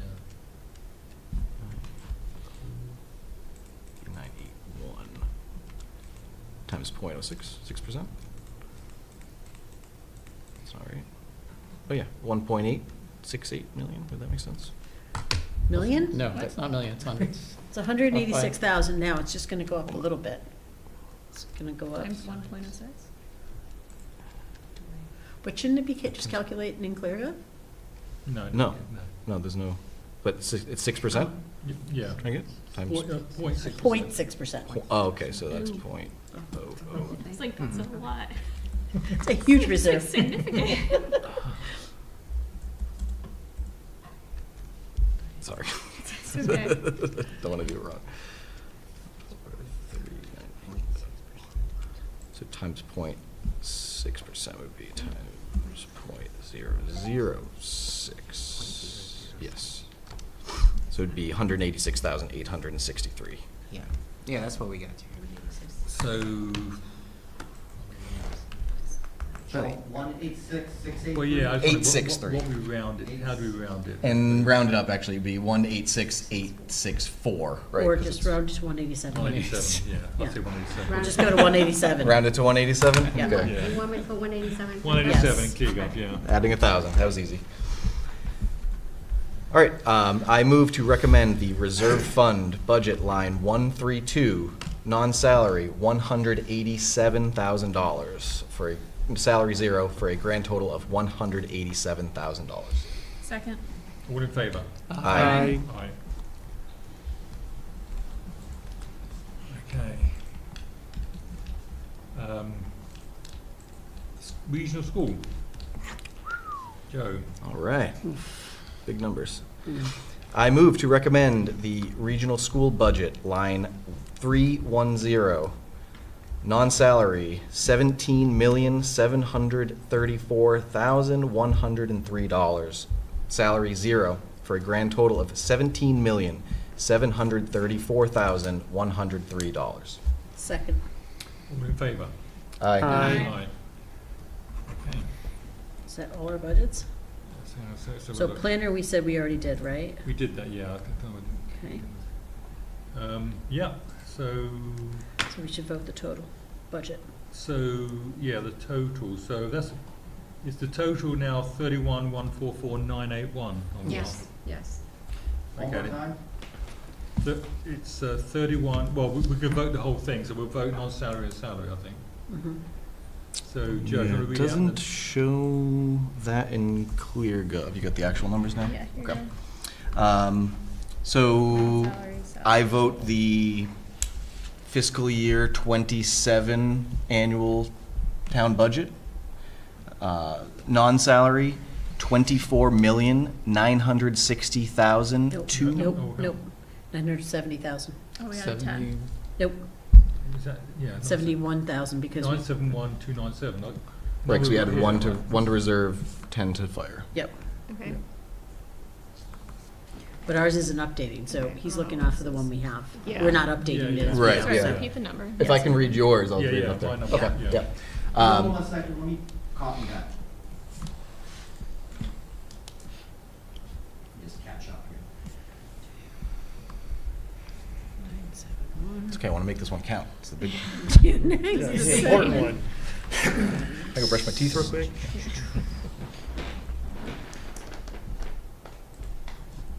All right, go ahead. Okay, I move to recommend the fiscal year 27 annual budget. $24,971,297 non-salary, and salary $6,173,684, for a grand total of $31,144,981. Second. All in favour? Aye. Well, there you go, people, that's an accomplishment. Nice job. Look at us. Michelle, you seconded that? I did. Just Maria. One more budget in the books. Okay. Is that done then? That felt like a really painful process. Yes. Also accurate. All right. Okay. So now we're on to Now on to ATMs. annual town meeting. Okay. I will share the latest version. It hasn't changed since 6:30. It's hard to keep up. Actually, Yes. I did do a list of everything. Let me just. Yeah, you 6:37 had dog PM. license, revolving fund, Yeah. open gun, plastic I was bags. waiting to get design. Yeah, well, perhaps you can read it out. 6:58. Yeah, we'll go through. Yeah. You can tell me what's in that list of. And did you add the bonding information on the two bonding articles? You need to do that, what those two bonding articles are gonna cost for bonding. The 300,000 Right. and the compactors. Yeah. Well, we know that because we put it into. Yeah, so you should have those Budget, numbers yeah. easy enough to get, but Yeah. Those are the only two, Yeah. and then we're just gonna explain Yeah. the rest of them are all Yeah. free cash. Okay, so what's the first one we need to talk about, Michelle? Close completed articles to general fund and then dog license. Okay, so Article 14. Article 14. Oh, we should, what about the Article 5? What do we do about that? Do we Well, vote that? we just voted it. We just voted the town budget. So we don't have to say put anything in there? Hold on, I'll just word it. So I think it's, Yeah, so in here, you're gonna put our vote. yeah. So we do. Yeah. We do recommend our budget. And we'll put in the Good number. job, us. Right, which Yep. is, can you remind me what the number is on one? The total budget? Total budget number, yeah. 31,144,981. We'll know it by heart soon. One, 144, 144, then what? 981. 191. 981. 981. So we'll know it off by heart soon, this number. So really, you got the number? 31 million? 31,144,981. Okay. Okay. Okay, what's next? Which one? Michelle? Article 8. Article 8.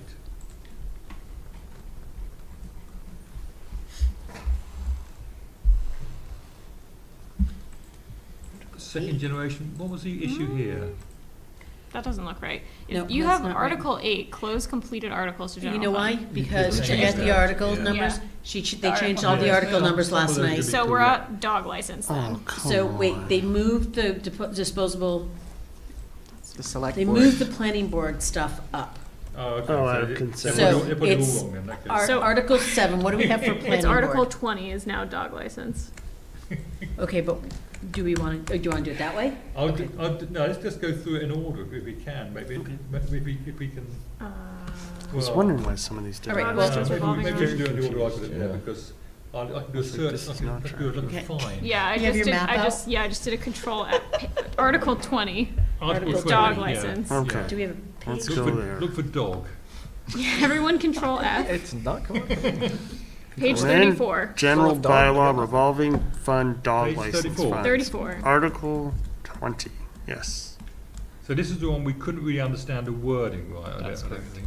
Okay, 35. I guess the page number is on the top of the article, or the warrant is wrong. Yes, they are wrong. 35. They're all off by one. It's 35. All right, here we Someone go. needs to Okay, refresh the table. Dog license. We'll get done. So did we get clarification on this? I still can't find it. I can't find dog When you do a license. Control F, Control then F. dog. Look for dog. Use 5 your pages own- up. Yeah, just scroll up. 5 more Yeah, pages. You're almost. yeah. Keep going. Yeah, it's there. Yeah, I don't remember. What was the issue again? I know we had an It issue. was incomprehensible. Thank We you. like literally couldn't understand. We couldn't figure out where the money was going or how it was collected and what we were Here we doing are, dog for it. license fees, yeah. Why is his 34? Yeah. So did they reword it? Seems like they tightened it up. Is the question. To see if the town will vote to amend the Reinstate the general fund. revolving bylaw. fund. So that Did we once vote on again, dog this? licensing I thought fines we may didn't vote on this. support dog officer services. That sounds pretty clear now, I think. That was not that clear last time. No, no. But to see if Oh, yeah, and this is where we had to yes, it like, was that last line, appropriate to reinstate, yeah. Yeah. That makes sense. I think it's fine now. Yep. I mean, just to say, for reasons stated above, I mean, Yes. it's that big, isn't it? Yeah, no. What was our wording? FinCom unanimously recommends for the reasons stated above. You know, the select board was very ambitious in their recommendations this year. I'm They're all like- sensing a little chat GPT. A little? So much to- Very. Gemini's been all over this. mm-hmm. There comes a time when one must consider voting. M dash. I'll skip that. And then next one was, Wait, you didn't vote. Oh, We we already last week. voted. You voted last week. When? No, we didn't vote this We last didn't week. vote We- it. Oh, No, it I says know. six. Somebody Yeah, no, pre-populated our. I'm confused. I Okay, let's vote then, yeah. don't remember Yeah, why voting. is that populated? That's not right. I don't remember No, voting, yeah. it's like that for a didn't- few. So, all right, so, Oh. because I've listed what we have to It's vote, like so we're that gonna for vote this. plastic bags, So too. I move, Yeah, to recommend dog license fine, currently Article 20, as presented. Second. All in favour? Aye. aye, Okay, Right, so now I'm gonna cross that out. okay. okay.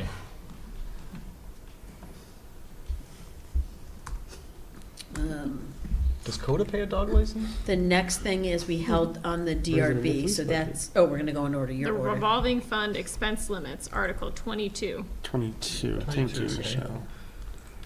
There they are. Okay, 22. yeah, Okay. we were concerned because it has This is where we police had it, detail and the dog license fines on here, we didn't think that was correct. yeah, like how But did we they put did it in say- there if they didn't exist yet, right? But Yeah. then we were told that it has to be here for it to be authorized for the year, but Yeah. really, Yes. that just means they couldn't spend it in the first year of Yeah. it, which, Mhm. are they using it in the first year, or shouldn't, Yeah. isn't the first year accrual and the second year's paying out of it? But Not Seems like they necessarily. want the cake. and either way, eat it's it not a too. big deal to add it, I think, based on And they're that. already accruing on the dog, the police Yeah, they detail, already are, yeah. so. Okay. And are these are these part of the consent or no? Depends It if we will vote be yes. depending on how we vote, because the select board Okay. voted unanimously. If we vote unanimously, then it Okay. will be. Okay. No, just making sure because then, like, we don't want one to get passed and then another not to. It'll just. Right, yeah. yeah. Yeah, So, okay. all right, so you need a motion on this? Yeah, go ahead. So I move we recommend Article 22, Department Revolving Fund Expense Limits. Second. All in favour? Aye. Aye. Aye. And again, I think this can just be for the reasons listed above. Yeah. just- Mm-hmm. You know, see Select Board AI recommendation. Yeah, I mean, yeah. like, you could put that in there. Like, Yeah. I will say this is going to be my thing. Okay, what's next year. next? I mean, is there a reason, internally, we talked about, I you don't know, think there's a next reason. year. I thought a lot about this. I don't think there's a reason to hold it this year because I don't think any reasonable change can happen between right now and town meeting, and it would just be like Which one are you talking about? Yeah, Sorry. which one are we the talking? revolving fund. funds. Revolving. I was gonna say, like, should we put in the language, We're looking forward to more that next transparency. year we plan on kind Oh, of reviewing right. all of those Yeah. I think balances that's and, you something know. we just do ourselves. Yeah. actually. Because if we put that in the language, someone's gonna pull this. Then they'll be like, oh, what's And sketchy about they're this? gonna think Yeah. that there's something going on. Yeah, We don't want to exactly. insinuate Why there's can't we do this anything now? going on. Yeah, just Yeah. thinking, because it's something we are planning on It's just doing, with housekeeping, transparency. Yeah, Yeah, I yeah. had Yeah. that whole conversation with myself, and Yeah. Yeah. this will be my thing. for That's the what next got you year. there? Yeah. Yep. I just decided I will postpone this being my thing. Yeah. Okay. Yeah, just All right. remind us post-town meeting. I that we will. do this. Yeah. Yep. Top of my agenda. Next is OpenGov, Okay, where's that? Article 27. Yeah, it's on page 43 of the document, not of the PDF, but like it's Yeah, Yeah. the doc. the actual. Okay, we've already voted it, but I think we want to re-vote this. Mm. That's what I'm Yes. saying. So, oh my God, I'm really Do we? torn on I this. think we do. Okay. I need to change my vote. Mm-hmm. I'm good. I'm good. Oh, well. I want to change my vote. I I mean, need- my thinking is, this is a small town. No, that is the one thing I was thinking about. Is, you Like know, the volumes. Is it really that hard? Is there really that much stuff going on that you can't walk down the corridor to the assessment and say, oh, look, we've got another permit here? I just think also structurally, we don't have it in there correctly. Like, we're using free Yeah, cash to structurally, it's pay not in here budget correctly. items. And Yeah. It we should be, shouldn't yeah, do that. definitely. And then we have to remember to do it the right way next year, and that's how these problems happen. And like, Well, no, what will happen is it will be, this is front-loading 3 years worth of. Yeah, and so then come it's in the FY fourth year. 20, FY 30? Yeah, It suddenly shows up in the budget? after I'm retired, yeah. Yeah. I just like, I didn't hear a justification. Yeah. And I really tried to understand that, and I can't. If we're picking on like $2,000 and like pulling out $500 out of like the FinCom budget, Yeah. I'm like, Yeah. that's hard for me to rationalize. And if there's one thing I know, it's really expensive software. Yeah. Okay. We are the outlier as far as towns that are our peers, even of similar size in the region, is what I've heard. So So similar size being who, like Harvard? I don't know the exact numbers, but just when I looked on the website, it was mostly bigger cities and towns, but Yeah, I can there's, see Acton Yeah. justifying this. Totally, Yes. totally. I just don't see a box to adjust it because, you know, Not yet. we've, you know, it's tiny. I think if there's like, the amount of labor is a full salary in the future, like a $30,000 plus salary in the future, totally yes, but it sounds like there's multiple things that flow into like that. We're really resistant to adding new people into that department, though. So I think part of that strategy is giving the fewer people that you're employing better tools so that you don't need to hire more people later or work them to the bone. But Yes, but I So, didn't but wait a hear they minute. were worked to the bone, And- and I True. gave that opportunity. We have added to the planning department, when Alex started, it was, and I shouldn't, there was the town planner, there was the assistant to the town planner, there was the building inspector, and an assistant to the building inspector. And now we have added a full-time assistant planner. So it's not like we don't add, and he's had interns through the summers and stuff. And those are Good for him, because he's gotten the interns. And like but- those are grant funded and stuff too, right? Sometimes. The interns? Yeah. A lot of them are, yeah, they're not budgeted. Right. that's what I So mean. they're all. Like so- labor-wise, we're, So, I mean, he didn't we've come up here and increased say like, we can't do critical stuff because we're always stuck in this, and like, we missed out on hundreds of thousands of dollars. He is very measured and would never Right. overstate. But that's also why so, I trust yeah, him yeah, to come totally. here and say like, we need more because of X, Y, Z. Because I saw and- the opportunity you gave him. Most Yeah. other people would jump to. Right, be like, no, we need And more. be like, Yeah, oh, and he we're was not just very, doing you know, everything. he's very because- honest about what, Yeah. what he thinks is going to accomplish. And I trust but- him both directions, and I trust that he would have said like, Yeah, I got we're you. getting Okay, slammed so by let's- these let's requests. vote. Oh, God. So- I'm sorry, Alex. It's okay, guys. I actually Somebody can do it. That's Yeah, okay. we can do it, yeah. Right? Go. Yeah, someone make a motion. I move to recommend the article OpenGov online permitting software as stated. Seconded. Okay, let's go around the table. I was then. gonna say, let's do a roll call vote. Just scream it out. John Yeah, go Green. ahead. Nay. Stolpen, aye. Ryan, no. Nealon, no. Newton, no. Connor, aye. Okay, I'm sorry. John, no. No. 4 no's. Joe? Yes. No. Michelle? No. Maria? No. Tony, no. Tony, no. John? Aye. So it's 2, 4, 0. Correct. So, So we what, need to write 2 recommendations then. I'm happy to take on the no recommendation. That would be great, because I don't have time to do Yeah, this. no, I can do that. I can Okay. do that. That So- would be- Joe, you got this so one? would it Sure. have, Yeah. would it have made more sense just to put in the first year, the warrant article? So if this comes back at another meeting, I would say that you need to, it needs to be broken down Mm-hmm. between free cash for the actual cost of the software, Mm-hmm. and then so I would do one article, and it would be, for the sake of argument, 50,000 for software, 20,000 raise and appropriate, Mm-hmm. and that would then slip into the budget next year, you know what I mean? So, and the 50,000 would be free cash, because the actual operating cost of this year over year needs to be budgeted, not in this kind of big fat fund. But doesn't the 116 have to be paid up front? So we No, He well, said partially front loaded. It was like 50 something. yeah, 50, so Okay. whatever's partially front loaded. Okay, so it's a $116,000 contract for 3 years. Right. There's a front loaded. Right, and so I would have Start been up, yeah, more, whatever. I would not have looked at this as hard as if it was a $50,000 up front load and 20,000 in the budget. But I'm looking at that's a huge number. But it also commits us, this $30,000 a year also on the other side hurts. It's a It's a salary. huge number. Yes, it's not, That's- it's yeah. not cheap. Yeah, that's part-time salary. Yeah, that's a part-time salary. But remember, it's a net over 8. So so it's really a $22,000 delta. Yeah. We have part-time salaries at that level too. Yeah. We have part-time salaries So you're at gonna that take care level of too, that? but yes. Thank you. That's where we were So trying I've to, got a like, Michelle and I were Plus trying to lost drill down revenue. to just the hours. And Yeah. Joe, you're going to do the yes recommendations. Yes. So send it to me and I'll collate it all together. We'll do. All right. Plastic bags. Plastic bags. Article 7. All right, so am I the only Article one? 7. Yeah, it's Yes, Article they moved 7. it up. Okay. They moved it Okay. up. Everything's all 7. everywhere. So I'm struggling with this because I totally believe in this whole getting a handle on plastic bags and on plastic in general. I hate that this is, what worries me is that I don't know that this has been fully vetted. fully vetted. Maria, I have a question for you on this in terms of Right. just your thoughts on this that I want to bring to the whole thing. So I totally agree with the whole, like, we don't want to make business hard.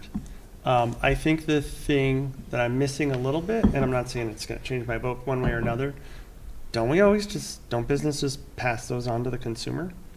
Like, if I'm going to two friends and now they can't use that or they got to use something else, like that Well, little her bunny is $5, now it's $5.50, right? Like, Well, so there's two. and I understand the presentation part of it. I totally get that, but I'm just saying, business-wise, right? Like, you always You just can pass only it go on to so the high, consumer. right, as a Yeah. business owner, right? Mhm. First of all, with her last that's- night, her presentation is, I can't find anything else to use. Okay. So that changed That's a today. different problem. That was different. So last night, she Okay. couldn't, she said she had searched, everything else in her shop is compostable. Okay. Cups, everything. This was the only thing she could find. Right. So when I started the conversation tonight, it was a different conversation. From a business owner's perspective, my business, we're getting Right. hit with tariffs, right? We can only pass, if you come to me for a brake job that used to cost $400, I can't now pass on the entire cost. Yeah, you can't Because say it will it's cost you $800. $650 Yeah, you for can't. the same, front wheel brake job. So you can only pass so I much gotcha. on. Okay. And when you're looking at a bunny, if you gotta add $1.50 because of your bags, at some point, I the price gotcha. doesn't make sense. So I think that, from that perspective. Okay. It sounds like this is No, that's just helpful. really Thank you. a standard bylaw that every other town has this sort of bylaw. Yes. Acton has. And That Acton has. Well, I mean, I think I think- the bylaw about the plastic, everyone has one. It's all worded a little different. This is standard Acton language. Also, I just- too, since the other article was, the vote changed on it, it might be better just instead of doing the article numbers, just do the title of the article, because it's Yep. probably going to get readjusted at this Yep. point. Yep. Yeah, I just think that section 4, subsection 4 of this, which is like undue hardship or strict enforcement would cause undue hardship. It sounds like, based on what Alec was talking about, that we're amenable to having those conversations. I So it's think- not going to be like, get lost unless you give me a consultant-ready presentation on why Yeah, this is going to be a but I hardship. think her issue last night was, then I'm beholden to a Some, like, building entity. inspector. Yeah. And what if he interprets it differently? it sounds like she's not. I mean, it sounds like. Now she's not. But again, last night was a different conversation. Well, Right. what if somebody in the future is? What if somebody in the future is? So my thing is, I got you. and even with that, okay, obviously there is appeals process. I just worry when these planning bylaws are so thick and have so much information, and this feels rushed. I went to every one of these meetings. This popped up 4 weeks ago and was discussed twice. Like, literally all of a sudden we're doing It is this. essentially Acton's bylaw. It's essentially Acton's bylaw, which also bothers me because Acton's a different town than we are. But that said, I'm not going to change my vote based on the conversation tonight. I have reservations, and I think that Right. I would like for the planning board to think more thoughtfully. Okay, so the question is, do we want to revote it? Because we voted it already. Yes, I don't need to revote Nobody it wants unless to revote anyone it, else so is the going to vote change their vote. stands. Okay. No. No, I'm okay. What do we want to say? Do you want to say anything, or just or do you have to say for the reasons stated above? Do you want to add in any? I think we kind of have a responsibility to mention that we've weighed the possible trade-offs pros to and the cons. to business owners, and that we don't find that it's going to be a detriment to town finances or the businesses based on the way that's written, and the buy up all the bunny bags now and you'll have plenty more. If you stock them now, you can Yeah, you use them can until use they're them. gone. So Okay. there's Do you want to write that? So here's the thing, Yeah. Joe. I There's a literally grace am leaving period. my house at 8 o'clock. I have to go to Connecticut for my mom tomorrow. Mm-hmm. So I'm going to be gone all day. So I cannot get this to Tony tomorrow. So could Yeah. you write it? Yeah. All right. So if you could do that, that would be great. Yeah. Okay. On it. I'm sorry. I don't mean to Yeah, no. offload my responsibilities, but. So this is by tomorrow night, or Tomorrow would be good, yeah, because if you can, because Yep. I get it, Kelly's waiting for this stuff cool. as well. I can probably do it tonight, but we'll. Yeah. All right. Okay, what's next, Michelle? Design review bylaw, Article 9, Which is. page 24, Yeah. or 20, Page 23. 23 in yours. There it is. Okay. There she is. Oh, this actually We says didn't vote finance this one. committee. We did Yeah. not vote this Good. one. Okay. I'm struggling with this one too. I'm not. I feel Like- like it adds another barrier to Mhm. our already lacking businesses. Yeah, so. I was on that side at first, but then when I'm thinking about the big picture and thinking about the gateway district that we don't really have, but we have the three pieces, and that they are a contiguous thing, and that we are trying to bring in both, development into the town, but also kind of like establish what Boxborough is to people coming into town, people who are doing business in town. I kind of do think it makes sense to tie in some of the design across the whole corridor in a way. No, I totally, I agree with that. Like normally, I'm like totally opposed to just expanding purview of anything for any reason, just because there's some logistic Yeah. There's like a lot of crappy ease. buildings on one But line. it's inconsistent. But they're already there. This is not Yeah. gonna help I that. know, but we don't want to continue that, do we? We but want I'm- to try to. Open to seeing this in the fall. But see, the thing is, so the gateway was pulled, so that's Right. coming in the fall. Right. I'd They're like to gonna see this redo the partnered. standards Right. before the fall. It's not for us to decide what gets pulled from the. No, but I think, as you're thinking this through, if you're gonna vote yes or no, it makes, to me, it makes more sense to have this come with the gateway. They're Right. also gonna bring because it there's going to be in another district after this village. gets. Yeah, put they're in also place. bringing in a Right. whole village district. Then we'll have to they add want. that district to this And later. we say anyway, no to right? this, it still can come back, right? I Yes. mean, I looked at our If it gets current, voted down, it can, our current design, based on our current design review standard. Mhm. I looked at that. I thought that was unreasonable to put on businesses and businesses at this point in time. If there is a different design standard in the fall, great. If there's not, I'm still not on board. It'll with probably adding be an more additional barrier. strict. I know, it's Yeah. not gonna move But there might- necessarily in the direction that you hope. Well, aesthetics might be I hope nicer as far as Just its whole more package, modern. but it's going to be more strict and more imposing on the businesses Well- to make it like that. But If then we want to it make, would if still we want it to then- look like West Acton. Hopefully with our feedback, they might just take a little bit of that. It Yes. would Say, still apply if we pass this, though.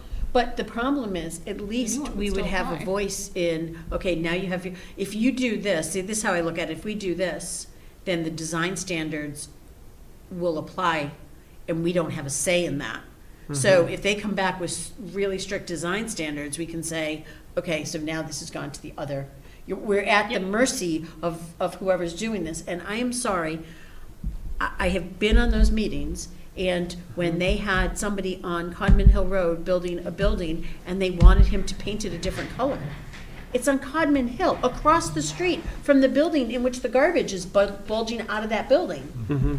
It just seemed like a ridiculous, So I think what's gonna happen though, I mean, the motivation for this was to get it out of the planning board, was it not? It sounded like what Alec was saying. The planning board came to them and said, look, we're dealing with this, it's taking up too much of the meeting. Is it? Yes, no, you're. well, that's what Alec is saying. Because there's no but it guidelines still for those is. districts other than their own. I understand Yeah. that, but once this happens, right, all of these discussions will now take place at the design Yeah. meeting. And I don't think the planning board is gonna come back and say no to whatever Well, and that's part of the problem, there's gonna be a momentum to it, right? right? So that's part So of but what's wrong with that? because if the design standards are a standard from 2000 or 2018 with Okay, so small your problem is updates. really with the content of the, you support that structure? Do you support that structure? I would if we had, that's my problem, right now this points to design standards that are outdated. Okay, And but I've seen them My question is, use do you that. support the structure? that design should have purview and A ownership of review this? board into the planning board? Okay, I guess all you're things right. being equal, taking personalities and what I've seen over the last 6 years out of it, yes, I would support that. I have concerns with the current, the things that I've seen over the last 4 to 6 years on the planning board and what they have put business owners through. To the point where we had one business owner literally say, I don't care anymore.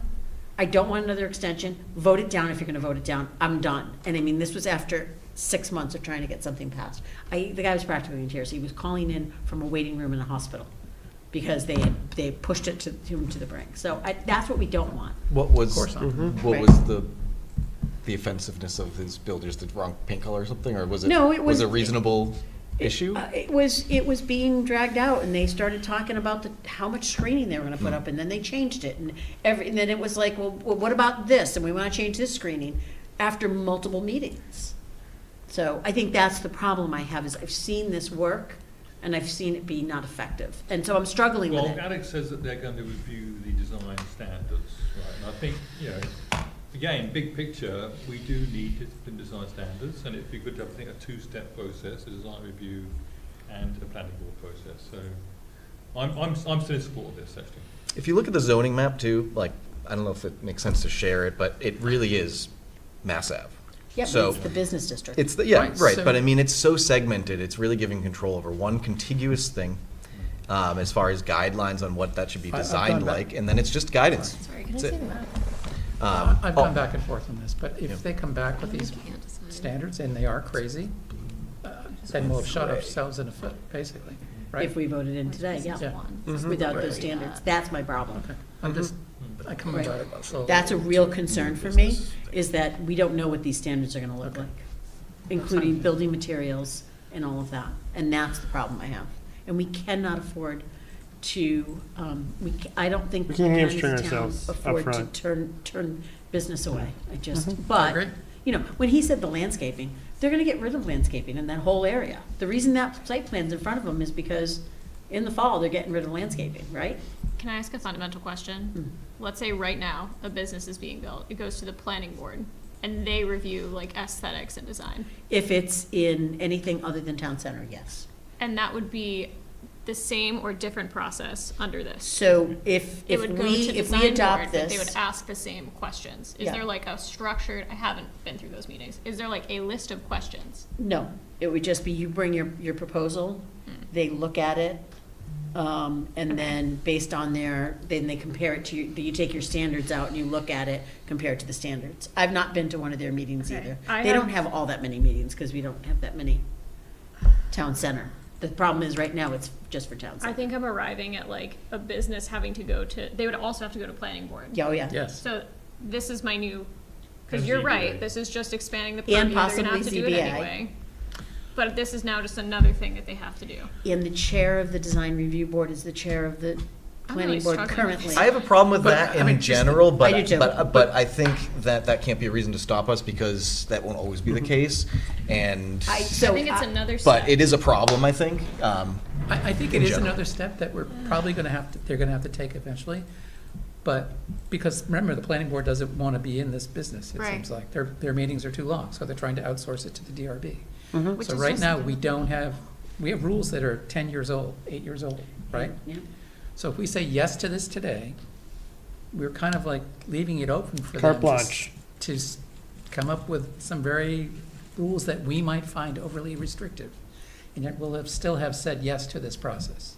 I agree. So I don't think we should be open to that, right? I But think we we should know also, what we're saying you know- yes to, really, is what we're. Another Yeah. one of the arguments was that, the Gateway District hasn't happened yet, so it'd be nice for that to happen, but it has been pushed off from 2 meetings already. So like, if that continues to get kicked down the road, and then maybe there's some design review plan that gets pushed several years, what gets built in that corridor before it turns into Gateway District I that now don't gets think the grandfathered design in. review standards will be pushed out. I think that Alec is gonna start it, because they've Yeah. talked about wanting to do that. Right. And then there's been a lot of pushback, EDC pushback on this, the select board mentioned it. There's been a lot of pushback about you're designing to standards from 2000. But that same confidence that it's gonna happen from a person who we have a lot of confidence in their vision makes me pretty confident that if we vote this in and the Gateway District happens, that the design standards will be, can't promise, but I have a feeling that they're I agree. they're I wanna positive see them. change, I just wanna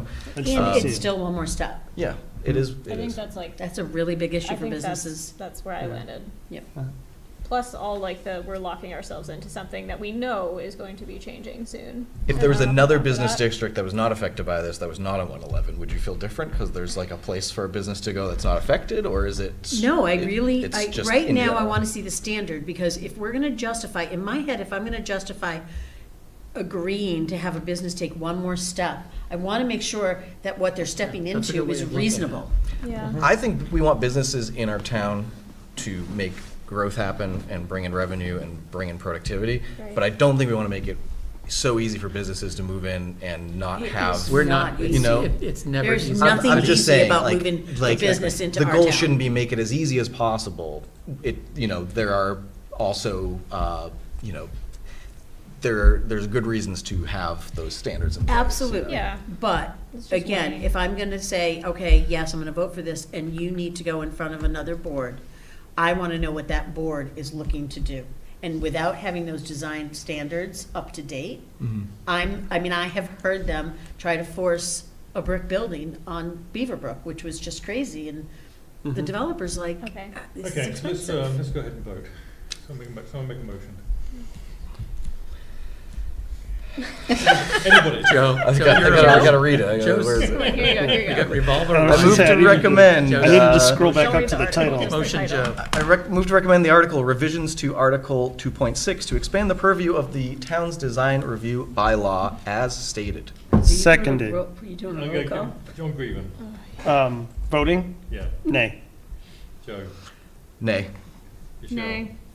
Nay. Nay. Nay.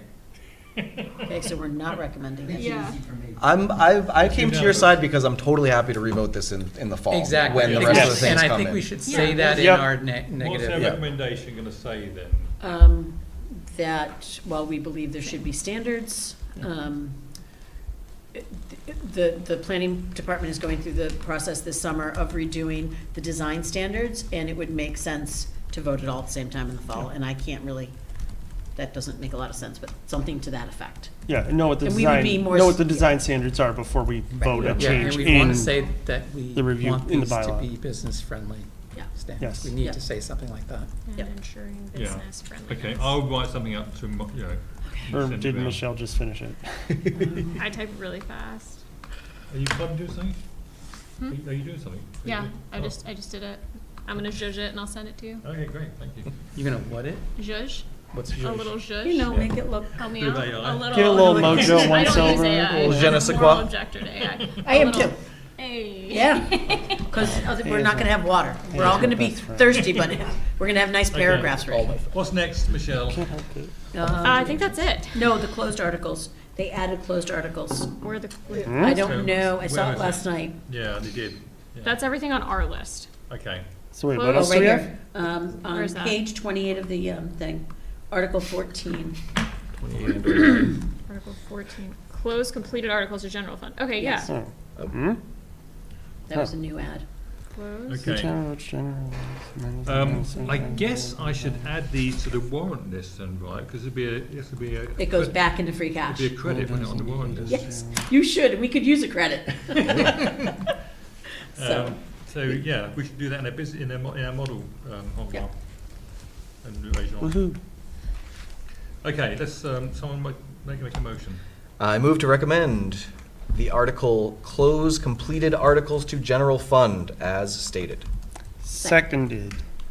All in favour? Aye. Aye. Getting some money back on that swap shed there. And that, this is a reason stated above, right? Wait a minute, couldn't they use that $123 to staff someone for a couple of days at the swap shed? No, don't hey, put that John, out I there. thought there was going to be other articles they were going to put back into free cash, no? Or was this the only one? I think this is the only one Okay. that I am aware of that came up. Do we think we've covered it then?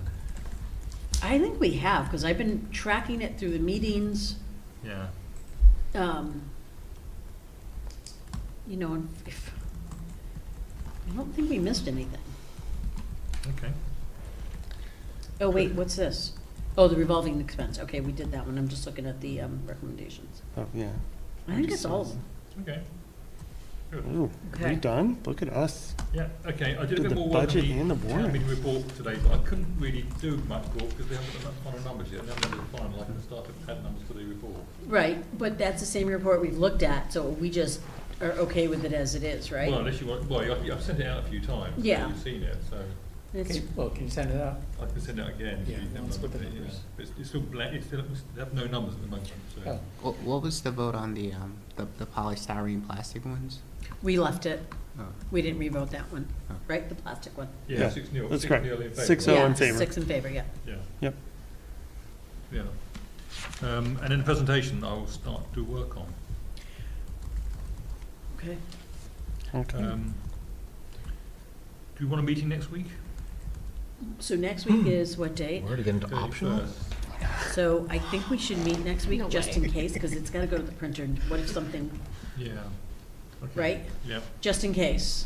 yeah, yeah. Um, I'm just thinking we should get back to a bi-weekly schedule. And then we could get back to bi-weekly. Yeah. That would be lovely if we could Yeah. do April bi-weekly. Oh, that would be Yeah. fantastic.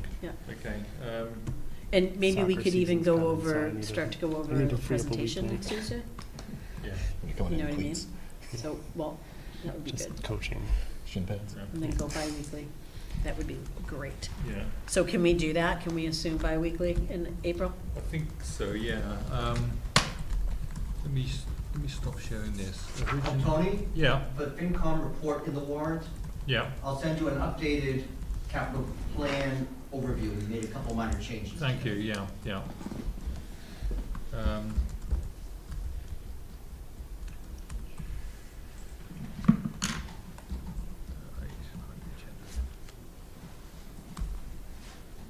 Is there anything you need from us for No, next no, week? we're good, thank you, Yeah, sorry. John, yeah. Thank you.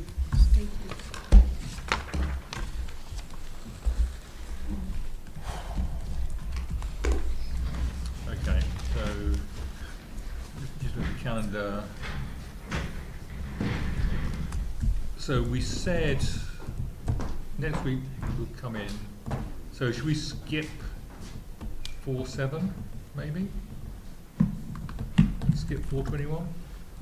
Yeah, 4/21 would be ideal. It's, I think, school vacation week. Yeah. Mhm. Okay. Um, So that no works. meeting I on the will not be here 7th. on So we're the going to do the 31st and the 14th. And the 28th, right? Yeah, I think that Yeah. sounds good, doesn't it? Yep. Cool. Yep, yeah, that works. I'll send out a new calendar for everybody. And make sure you include BXB-TV. Yeah, yeah. Okay, And then in May, we're just gonna do our regular meetings, which is the, whatever, the 1st and 3rd, right? Which day is Patriots Day? The 20th. Yep. April 20th. 2-0. Marathon Monday. Yep.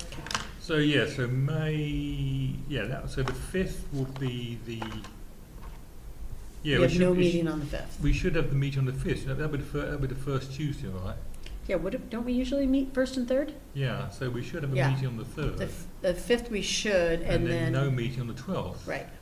Normally, the 12th is town meeting. Right. That's, yeah. Yep, I will not be here the 5th. Just, okay. And you're not gonna be here for town meeting? Yep, because they moved town meeting. I know. So you're the Well, only. I So know mad about we it. typically are the 1st and 3rd, but should we have the meeting on the 12th? Because it'd be closer to town meeting, it's the last minute things for town meeting. We could do that. We could have no meeting on the 5th. Yeah, that probably makes sense. yeah, No, meet on the Tony, it's 12th. easy to leave it in the calendar and cancel if you don't need it. Oh, like leave the 5th optional? Is that what you're saying, Yeah. Gary? Well, yeah, well, they're all sort of optional, aren't they, really? I'm But, just saying, don't delete it now, leave it there, and if you don't need it, cancel it. right. Well, I want to give a heads up to Boxwood News what we're thinking, I think. Okay. Well, I can't see a reason why we want to have it on the 5th, really. I don't think so, because we're gonna meet on the 28th. Yeah, It's yeah. already gonna be in print. Yeah. So if we do it on the 12th, we'll be closer, we can review your final presentation. Yeah, On the 28th, we'll be talking about your presentation yeah, too. yeah. And then you'll schedule something And before. then after that, we'll go back to regular 1st and 3rd. Okay, and then you're gonna schedule something for Tuesday. Yeah. For town meeting, Yeah, right? we'll do meetings before them. Okay. And I won't- I will not be there at town meetings, you're gonna have to find somebody to do the minutes. Okay. Okay. Planned the vacation years ago. Exactly, around town meeting. Yeah. I know. I did too. I went, what's town meeting? Oh, not that week. When I was at the select board meeting, and they're like, we'll just move it here, we'll just move it there. I'm like, you people need to let people know. People make plans, they're like, no, they don't. Yes, they did. I buy concert tickets around it, Yeah. so, you know, yeah. Owen Neville was right. People plan their whole year around that thing. Yeah, Okay. they do. Oh, When you're on FinCom, Okay. you do. you Committee kind of reports. have to. Committee reports. John, you had something about water resources, right? You said. Yeah, so I got a couple things I'll just cover fairly quickly. So RecCom, they're meeting right now, so I don't update just yet on that one. Sustainability, I did pass along our comments. I haven't heard back yet, probably won't until closer to their next meeting, which is monthly. I did notice that Westford just went to pay-as-you-throw. So I forwarded that along as well. That might provide a nice little roadmap and maybe some, I think Harvard is pay-as-you-throw as well. Yep. 'Cause of, Yeah, you know. and I think Westford, they actually just switched, so hopefully that can help provide a roadmap, the pluses, minuses, how they kind of do that. But yes, then I met with Les Fox. He was talking to me about potentially getting, something in the budget to support educating residents about testing private well water, as well as, knowing how to deal with your septic system since they're throughout, because a lot of folks in town, I think we discussed last time a little bit, don't know or don't care because they don't want the expense. Like, you find it's a problem, you got to take care of it. But I think we just recently passed, I think Kristen was saying that if you sell your house, you have to test your well water kind of stuff. So potentially getting something into the budget for the Water Resources Committee to help fund that kind of education. Probably have Weston and Sampson do it. Kind of put something together for us, do some mailings, things like that. Just an idea. Les was just kind of laying it out for us. But he For did. next year? It's FY28 though. Yeah, next year. But he did forward something along to me later to the Water Resources Committee today that we were actually included in a private well program report that was done in 2023, even though it was mostly focused on North Central Mass. So there might be money to be able to help cover and educate us in there. I was just reading through it late last night and now, so may not need a budget item. We'll see. But either way, I think some form of education, maybe even taking a little bit of this money and offering to do 5-10 houses as a pilot program or something, coming our way for both septic and well water to educate folks about it. Because I think there are plenty of people in town who don't even know, or they know, but they maybe don't know the risk of not doing any of this testing and understand what's going on. Yeah. But more to come on that one, kind of a little more longer term. Just when you go back to sustainability, if they, I just got my bill for my new trash carrier, Mhm. $600 a year, which I think is pretty inexpensive. Yeah, okay. So, Yeah, that's, and I'm waiting to get some clarity on can you Yeah. still have your own? Yeah. Yeah. Or is it gonna be that cheap?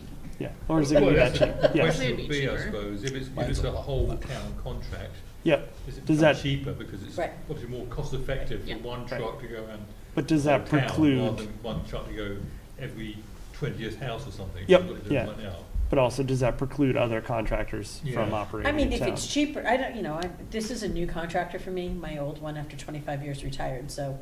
Gotcha. But I just think it needs to, you need to know that, like, Gotta show you that's the out value there, added $600 cost. is out there. That's cheap, so. Can you prohibit other contractors from picking up trash in the town? I don't know. I don't know. I don't know. Who's gonna find out? I think this whole thing Seems is a like it little probably bit could. crazy, but, Sam. I need money around it. I need to Yeah, understand money around it. I have repeatedly made that very clear. They won't Not get grant our money, endorsement. like real money. What is it Yes. gonna cost our budget after Yes. grants? Yeah, and how can we sell this to residents so they'll be like, oh, it's X dollars for the transfer station, and it's X dollars to get it picked up if we do it townwide. It cost me $0. Okay. So, I mean, that's, Yeah. So, If we could just yeah, put right, the whole exactly. charge would be It's gonna that. be hard to Yeah, meet Tony's I don't costs. see how these Yeah. numbers are gonna work. And that is, but that, and honestly, that's also a big factor too, is a lot of folks are like, I have waited 45 years to get a free sticker, and now you're telling me I can't get one? Like, that is a real concern that is on their radar. And X number is $150 for me to get a sticker, right? Yep. So Mhm. that's a really low number to have someone, I mean, that's $10 a month for Yeah. trash pickup. That's crazy. So, anyway. Yeah. Trash drop off, but yeah, Huh? Yep. Yeah. trash drop off, yeah.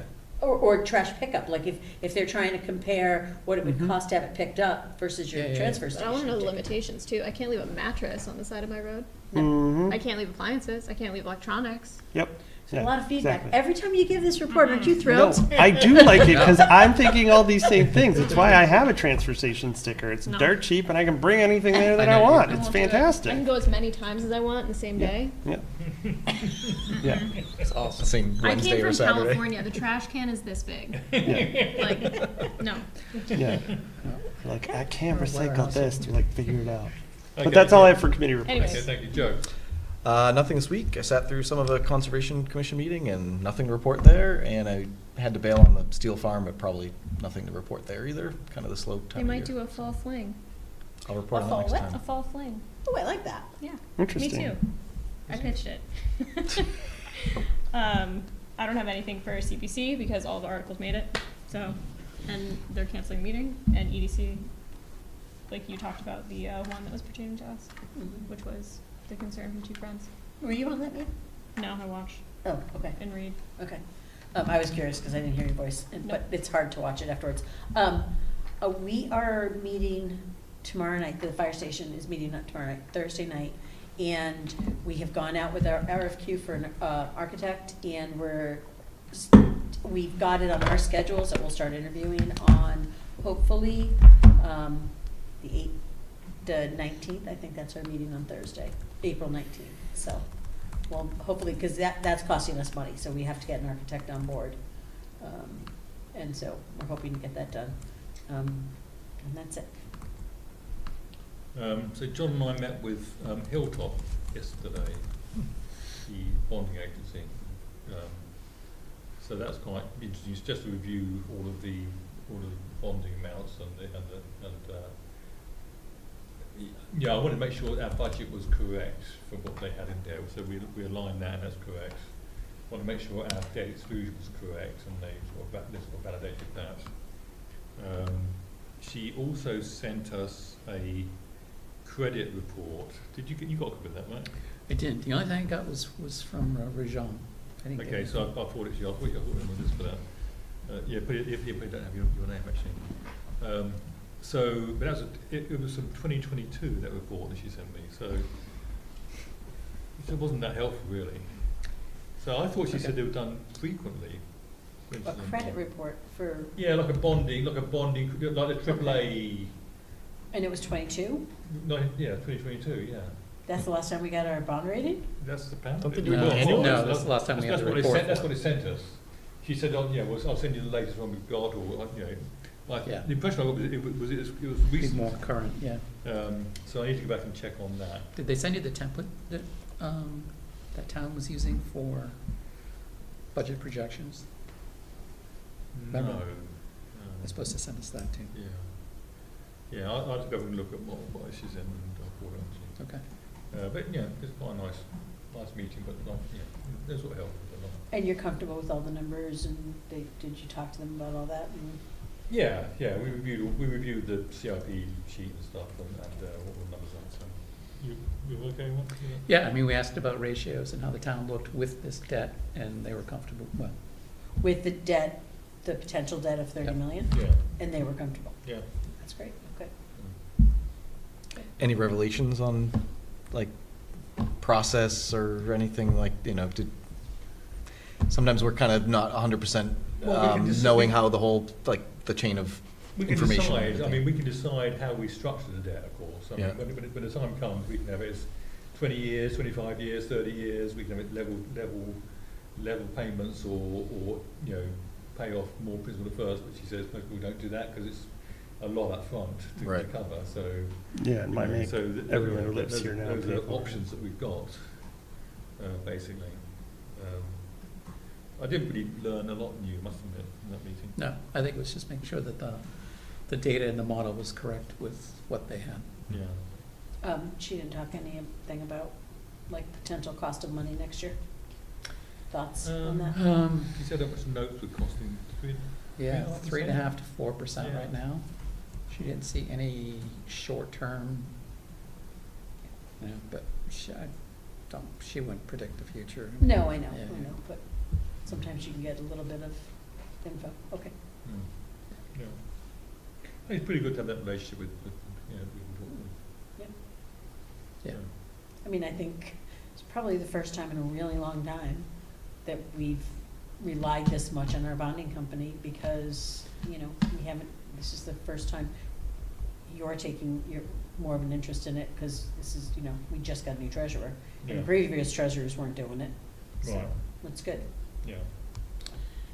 Has the fire station, are they gonna start their finance bond? I think meeting it'll thing? be, probably, so I was gonna talk about that, right? I guess I should have brought that back. It'll probably be in the fall, because there's nothing, we have no idea where we're gonna be. By fall, we should like at least start seeing designs with some numbers around it, Okay. so.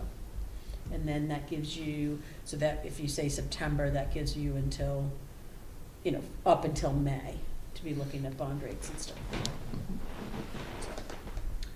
John, anything from you? School committee, as we know, they approved their budget. Nothing obviously changed. And they're still talking about the scenarios. They should have this ironed up by school vacation, so it's been extended a week or two. So they're dealing with scenario 7 right now, which is, I don't know if you guys have seen it, it's kind of hard to describe, but it's basically, the Blanchard zone is to the Acton-Boxborough line, but then a little bit east. And then there's a wedge up in the, kind of the north of Route 2, but the western part of Acton. Like a little tin line up there, sort of thing. Yeah, it's that diagonal kind of. And So the it's- little bump out next to us is down over off of Summer Street. Yeah, that's still in it. So it's, and again, it's done to, you know, make everything all equal and utilization and all that. And I mean, it makes sense. One of the things is, you know, when you look at it from the bird's eye view, it's not terribly logical. It doesn't make sense, but you have to go where the roads are and the neighborhoods are. Yeah. So that makes it a little bit different. So Yeah. that draws the line a little bit differently. There was some contention over, like there was a cutout zone that they were looking at way up at the top, but it was a cluster of about 80 people, 80 kids there, and they wanted to use that one. So this would have been a super satellite zone, make that Blanchard, and it just. I It's a didn't- long ride. I think the concern was Exactly. like, I was it just was like- a minimum 45 minutes on the Yeah, I bus. I know. I didn't understand why, I didn't understand the momentum behind it. I didn't see enough of the positives to that, but anyways, I think they're settling what appears to be the right one. It seems to hit most of the positives, which is great. And now they're still trying to resolve the flex zone and the. Oh, yeah, the walk zones between Yeah, boardwalk this and. last iteration of details is the flex zones and the grandfathering amount and all of that. So they're working through that currently. Yeah, that's what Adam said last night. One of the issues is parents really want to have sixth graders grandfathered into their current schools. Mhm. Uprising sixth graders. Yep, kids who are And going so in, yeah. They don't, oh, Liz got her hand up. So there's a question as to whether or not Oh, you can do I that. didn't know. Can you unmute her? I can. Hey Liz. Hi. So I just wanted to add a little color to what Adam said. So we had to kind of rank in order. And I have to tell you, from what the consultant had presented, I thought it was like, hey, we're not able to offer busing for the fifth into sixth grade, these rising sixth graders to keep them together. And I was like, well, this is a no-brainer. But it was like, no, we can't offer that for anyone. And so I honestly believe that the grandfathering in of the fifth grade rising to sixth grade class is not going to happen. I don't think that we have instead prioritized making sure that we can bus everyone in the district and that we can allow Acton families who would choose to remain in Blanchard, we would allow them to remain in Blanchard because then we don't have to displace as many students in Acton who don't necessarily want to be in Blanchard, to try and preserve the hometown preference. God bless you. I had a little bit of a problem with this too. I was watching it in slow motion. Elizabeth, Beth, you mentioned that you had an issue with it yesterday. Can you explain what that misunderstanding was? Because I still don't understand it. So I thought, based on what I was reading from the consultant, I thought it was like, hey, if we were to offer for all of the sixth grade, all of the fifth graders who are currently fifth graders to stay in their current school, again, exempting Conant because there's no school there, so they have to go somewhere different. But if we were to allow that, we just could not bus those students. But no, the way that it would work would be that we would not be able to guarantee busing for anyone that lived within a mile of the school that they were assigned to. And that's where I'm not okay, because in both Acton and Boxborough especially, like, we don't have, I would not feel comfortable having my kids walk to school in kindergarten. I have a rising 4th grader and a rising 7th grader. Like, I feel that they could do that now and would not have wanted to do that for them when they were kindergartners. Okay. So like, we are prioritizing making sure that we can bus every child. And we're trading off the grandfathering as a result. That's something we have to give up. Correct. We're trading off the grandfathering. I mean, it's potentially, but it's most likely. Yeah, the that's how we consultants ended already it. kind of said, like, It's the third. we're not going to be able to make that happen. Right. Yeah, that is our lowest priority, is doing that. Liz, can I ask you a question? It's Gary. Of course, yeah. My understanding was if there was no sidewalks, buses were required. Is that true or not true? No, we legally are not required to bus students within 1.5 miles. Like, we could choose as a district to not bus anybody within 1.5 miles of, their school. Even if there's no sidewalks? Correct, even if there's no sidewalks. And that's Massachusetts law, that's not us. Obviously, we're like, no, based on where we live, we would really rather offer busing to all students. Okay, thanks, Liz. Thanks. So, Liz, can you just sum up flex zones, though? Where is the consensus on flex zones? 1.8 miles. So we haven't officially defined flex zones, and the intent for the flex zone is that the map that we draw is going to meet, let's say, 90% of our need, okay? So what we're looking at with flex zone is, right now, every student in Boxborough cannot fill Blanchard. So we need to take some students from Acton to kind of balance it out. In the future, if Boxborough has more students that we're able to fill that, or we're able to more equitably balance, allowing Acton families to be able to, allowing Acton students to be able to go to an Acton school is preferable. We want to be able to have everyone go to a school in their own town. But so, like, that's where the sort of Blanchard expansion zone would be designated as flex, to where, hey, we're getting to the point where now we can pull some students away from Boxborough and move them to Acton. And the same is for, we're looking at kind of like that middle range between the Parker Damer building and the Boardwalk building, which I'm doing this wrong. It's the Boardwalk building and the Parker Damer building. There's an area here where it's kind of walkable or shareable to both, where it's if we need to put one or the other. And the goal is to have sort of equal utilization between all three. So we don't have one that is sufficiently, significantly underused and another that is maybe over capacity. We want to try and balance it out. Okay.